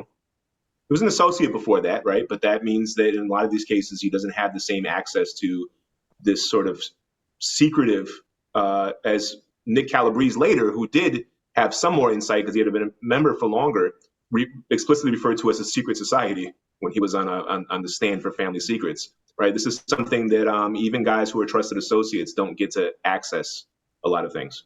Right. And in the case of Nick Calabrese, he was able to get better information about his own crew. Yeah. And, there were other crews where he didn't really give any information at all. And he may not have had any knowledge about them. So a lot of it is learned on a need-to-know basis. Yep. They didn't issue memos. There was no memos that were like Chicago Outfit, LCN Family Incorporated, right? They didn't tell people when this. I mean, Nick Calabrese testified that when guys in his crew were discussing the men who had been inducted in a ceremony later in the 1980s, that he felt that was inappropriate and counter to protocol. It wasn't like New York where there was gossip like this. We can spend several hours, I'm sure, actually, in a detailed way going through Nick Calabrese's testimony. A lot of people have read the two Family Secrets books. One's by Jeff Cohen and the other one by Frankie Calabrese Jr., who was, of course, Nick Calabrese's nephew, and who also testified but who was not a member. His father, of course, also was Frank Calabrese Sr. Very good books, but there's a lot of information that's presented in the actual testimony, right, which we've kind of gone through over and over again, right?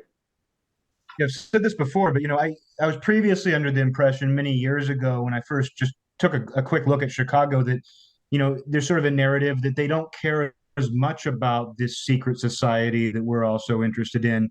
And over the last couple of years, doing my own research just into what that organization was, getting such a wealth of information from both of you, I'm led to believe they were even more disciplined. They truly saw it as the secret society that it was intended to be. There was a conversation we've talked about. The FBI bugged Ross Prio. You referred to him as the North Side captain, longtime North Side captain, probably a member of the consigliere, almost certainly, where he and one of his members, Dom DeBella. Yeah, Dom DeBella. They would meet. One of his top members. Every day in the same location. And sometimes, on the North Side. Sometimes they would go off to another room to discuss things, but they would meet in the same location every day and have these conversations. And they would talk about crime. They would talk about rackets. Arson, they would talk all kinds of stuff. Yeah, exactly. Dom talked about an arson he committed on his farm that he lied to the police about. He said that it was started by accident when apparently it was caused by something else. But there's one conversation where they start whispering. These are two made members. This is a captain and one of his members, and they're whispering about something that appears to be organizational related. This isn't about crime or rackets, but when they're actually talking about the inner workings of the organization, they take on a whisper. This is the same location where they talk about all kinds of things. That was very telling to me. Kind of like you were saying about Calabrese. He's not supposed to know about this making ceremony, even within his own family. These guys aren't supposed to. Only if you're introduced as Amico Nostra, as he says, is how they did it, right? Same as any other family. These guys aren't introduced by another member. Awesome. I think that it's another example of, we think of New York as the norm, when New York is anything but the norm in many ways. And in New York, we know there's wiretaps. We know there's hundreds of members gossiping all the time. Even beyond the gossip, you just need to know a certain amount of organizational info about all the different guys, who's who, who's what, who's climbing the ranks. In Chicago, where there was this one very serious, very dangerous and deadly family, turns out they actually believed in omerta. That's my perception. It's not that they didn't care about the mafia. It's that they actually took that traditional side of it. That this is a secret society, and if you talk about it, you could potentially be killed. They took that seriously there. That's my impression. Yeah, I would agree. And you know, when we're talking about the Nick Calabrese testimony, there's so many interesting little nuggets to just show how a guy like him as a soldier, right? And he didn't have the insight that a captain would have given us. We never had a Joey Messina or something, or Al Darko, or like one of these people in the New York families that's able to sort of give us, whether they testify or write a book even, right? Give us this sort of like really top level sort of insight into the workings of the family. We're getting it from a guy who's a soldier, right? And there's a lot of internal organizational security. He's not able to confirm whether some guys are captains of even during his time as a made guy. He's not able to confirm, aside from Joey Lombardo, who we knew as the captain of the Grand Avenue crew. He doesn't know who succeeds him when Joey goes to prison in the early 1980s. He's not sure if Louis Eboli was a captain. And he doesn't even know any of the made guys. And he's from the Grand Avenue neighborhood. He grew up on Erie and Hoyne. So, I mean, this is like in New York. I mean, like, come on, like this would be like a guy who grew up in Bensonhurst, not knowing who the made guys on in his old neighborhood are, right? It would be unthinkable. I mean, people talk about these things, right? Even some of the civilians in the neighborhood know when guys get made, right? We know that. So yeah, but they asked him, the prosecution, I believe, asked him, may have been the defense. I think it was the prosecution. They asked him, like, he's paying you, like, you have this. He's like, when you're made, you have this status. He's like, you're part of whatever that is, whatever it is that you become, the secret society. He's not really able to verbalize it because it kind of doesn't really have a name, right? And they asked him, at some point, did it give you any pride to have this kind of status? And he's like, not really, because hardly anybody's aware of it. That tells you a lot. And this is a family. Also, it's also important to remember another myth about Chicago. This is kind of like, we're not really myth busting here. We're sort of just kind of giving you the insight that we're able to provide, because we do have access to things that really have not made it out into the public discourse. I mean, lots of stuff that really has not made it out, right? Are there any other questions about Chicago's organization that you had that, you'd like answers to or discussion about? For me, yeah. Sorry, just to interrupt. It was the numbers thing. That's what I was gonna bring up. And it's like one of these things you'll see all these crazy numbers about how many like made guys or members, which I don't think people are always even aware that member means something. It means that these guys are a made member of the mafia, not just an associate, even if they're important. But like, you'll see people saying that Chicago had 350 guys in the family or something, or some kind of crazy number like that, 500 or something. There's all kinds of numbers that have been thrown around. And the source that we have do give a range of numbers, but they seem to kind of cluster somewhere around, I'd say about 50 to 100 made guys. And we kind of consistently, we even have an insight from a wiretap from the 1960s of Angelo DiCarlo, who was a captain in the Genovese family, the Genovese family had a very close relationship with Chicago. And Angelo DiCarlo, he doesn't say those Chicago guys, they're different, they're weird, right? They're not like us. No, he's just talking about different. And he's like, look at Chicago. He says Chicago and Detroit, they only got like 50 made guys in the whole city. And he was admiring. He said we should be like that because they keep the membership small, so they don't have to split the pie too many ways. Whereas in the Genovese family, we have too many members and we have to split, right? That's kind of a good point. Like the perception of other families across the U.S. That's very much informed our view. It's not the be all end all, because Chicago had its own local environment and its own local family, but a lot of this view too is informed by people around the country who spoke about Chicago on wiretaps. People like Frank Bompancero, Jimmy Fradiano, Salvatore Piscopo, these guys who had very close, intimate relationships with Chicago. They never once turned around to the FBI and said, it's the weirdest thing. Chicago does this, and this different. There's going to be unique qualities and unique personalities. And, Chicago is a different city from other places. That influences the local family in many ways. But none of these sources across the U.S. ever told the FBI it's the weirdest thing. They have this different thing called the outfit, capital O, where this guy's this thing. This term means something else. They would just say, "Oh, I met so and so, Capo Regime in the Chicago family. I met so and so. Oh, he's a made member." Yeah, that's just how it's like how we discussed earlier. There has to be a shared understanding amongst the families, in order to have recognition. they're all the same thing. I mean, they're it's like they're members of a local lodge of a larger fraternity. They do see themselves that way. And we have transfers in and out of the Chicago family to other families, which, you know, it's because they are all members of the same fraternity. Right. If there was something different, Yeah. they wouldn't be able to have those transfers. Yeah, it's just kind of like basic deductive reasoning. Even aside from all the other info that we have, like, you know, that really sort of pinpoints all the sort of formalities that are similar in terms of terminology, organizational structure, that sort of thing, right? But yeah, it's even basic stuff like that. And nobody comments that they're different in any kind of substantial way. And we get comments. We also have people like Magadino and Angelo Bruno, bosses of important families that Chicago come up on their wiretaps. They never say anything about Chicago being weird or different.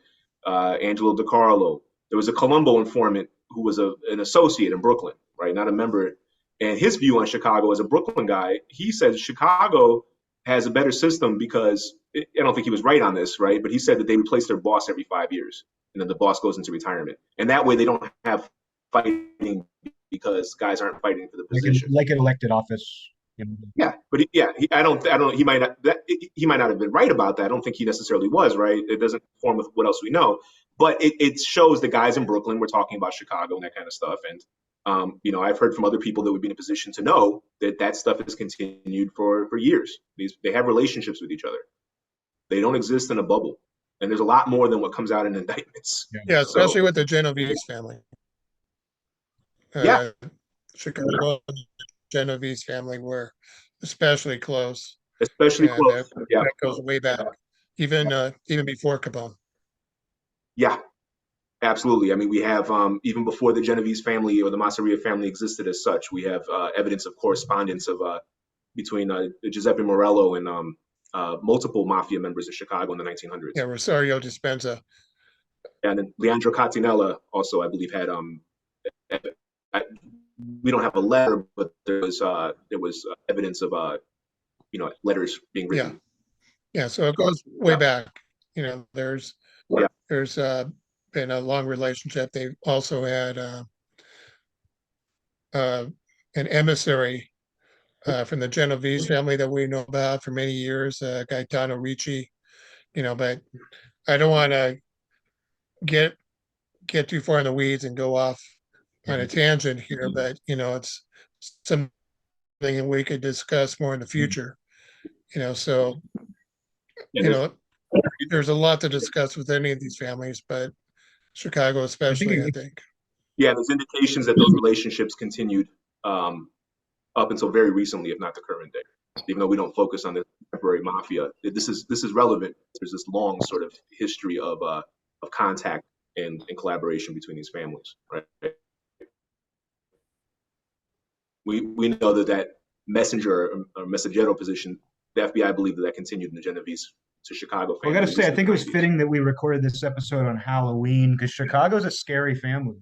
You know, some of these stories about, you know, their murders and the enforcement, just the general climate.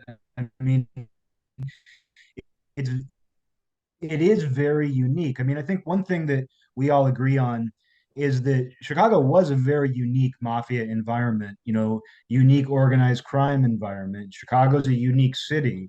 So, you know, we want to make sure that, you know, we're not saying, oh, Chicago was exactly like New York in every possible way. We're saying that it had the same organization, but that it mutated a little bit according to its own environment. And one of the things about it though is, I mean, I've read so much about this stuff, and I have to say, some of these Chicago murders, which we can get into more another time, maybe, but it's like there's just kind of a darkness.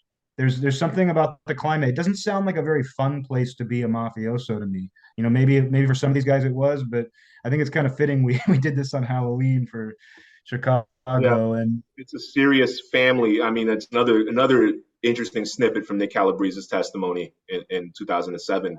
So after he's made in 1983, he's made a ceremony in a restaurant. From my own investigation, this restaurant, I believe, was across the street from Mount Carmel Cemetery, where Capone and every other important mafioso was buried. So they're like literally across the street from their graves, as far as I can tell, right? And this is after the ceremony, which is this very serious ceremony, right? You know, there's no discussion of celebrations or levity or joviality or anything. It has this, this is coming from Nick. So I mean, this is him testifying. He's betraying his family, in both ways, his blood family and his mafia family. But, this is it seems like a very sort of dark and kind of grim, sort of thing. He even insinuated that when he was proposed for membership by Angelo LaPietra, who was their captain, that he insinuated that he often wondered what would have happened if he turned it down. So insinuating that they might have killed him after making the offer for membership if he didn't accept. But after he was made, him and his brother Frank Calabrese, they go out with Angelo LaPietra, and they go to like a diner. Right. They were associates. Now they're members of the family, and this is their capodecina. And he tells, this is his way of explaining what it means to be a member to them. Now you have some protection. Some. Just a little. You can't be summarily executed, essentially. But now, the family has to approve if you're going to be hit, essentially, right? Doesn't mean you won't. We know. I mean, guys got hit because they didn't, including made guys. I mean, the Canito thing is a great example of this. Yeah, if they can execute a former boss, Sam Giancana, then anybody's liable to be killed if they violate the rules. Yeah. Or just please the boss. Yeah. Yep. And sometimes it matters who you are, and sometimes it matters how many times you messed up, But there's a lot of these stories we don't really know what happened. We just know that a guy was found, and as we say in Chicago, he was trunk music. There you go, man. Yeah, and it should be pointed out, according to the Chicago Crime Commission, there was well over 1,000 murders, and most of them probably came of the Chicago mob. Yeah, and the vast majority of them not solved and would never be solved, even though in some cases, I mean, you have people like Alaman that would I mean, these guys would pull hits with shotguns in the middle of restaurants and brought nobody. We could probably add to that list too. Yeah. I mean, some of them were very careful. They had different types of hitters. Some of them were very careful, like Nick Calabrese. They'd stalk guys for weeks. I mean, like predators just creeping on them until the right moments to spring on them. And then you have people like like Alaman that would just they just kill you with a shotgun in front of 20 people because they know nobody would say anything. Yeah. That was Chicago in the Harry Alaman, who was 70s. an associate of the Cicero crew. Yeah. Harry Alaman, associate of the Cicero crew, nephew of Joe Ferriola by marriage. He was half Italian and half Mexican. So, hence Alaman, Harry Alaman. But his Italian side was related by marriage to Joe Ferriola, who was, by the 80s a captain. And that was a big deal. But before that was an important member. Even before he was a captain, he was the head of a sort of hit crew called the Wild Bunch that Harry Alaman belonged to. And they earned the name. So that's our Halloween, our Chicago / Halloween episode. Yeah, it's been fun as usual. It's always nice to talk, brainstorm, and share our thoughts. And honestly, people need to realize this is one of the most civil conversations you could ever have about Chicago, especially when you start getting into trying to, we had a little disagreements here and there, but really minor in the grand scheme of things. I mean, I think we largely see things very similar. I've learned a lot from both of you guys, obviously. I just kind of take more of a top-down view approach to Chicago. But, people can get very, as we know, people can get very emotional about this subject. They invest in a certain idea or theory. We won't give examples. But people can get very emotional, and they really push back on different perspectives. And, we're always looking to combine our understanding and our knowledge because we're sifting through so much information. It's insane. I mean, it's truly, sometimes it's insane how many different reports and accounts you have to reconcile. Yeah. One thing I would say too, I mean, as a Chicagoan, and I've also lived in New York. I call myself a dual citizen, but I'm a Chicagoan, right? And I can tell you that some people in Chicago will have a very strong reaction because they've been steeped in a set of assumptions about what Chicago was and how it operated and what the actual organization was that's proliferated for decades because there was really no insider viewpoints into the mafia, right? So what we had was sometimes very good outsider, the best they could be outsider viewpoints, right? But they gave you, it's like the blind man with the elephant. They gave you a distorted picture. They weren't able to access what the organizational character was, right? But there's also a thing. It's called Second City Syndrome. And a lot of Chicagoans, it's a very common disease amongst Chicagoans. I've suffered from it at certain points. It's a knee-jerk reaction, and it's like you hear that Chicago is a mafia family, and it's not its own special thing that's different. And it's like, oh, you're trying to make us sound like we're New York. That's a Chicagoan reaction. It's like, we're not like New York. You don't understand.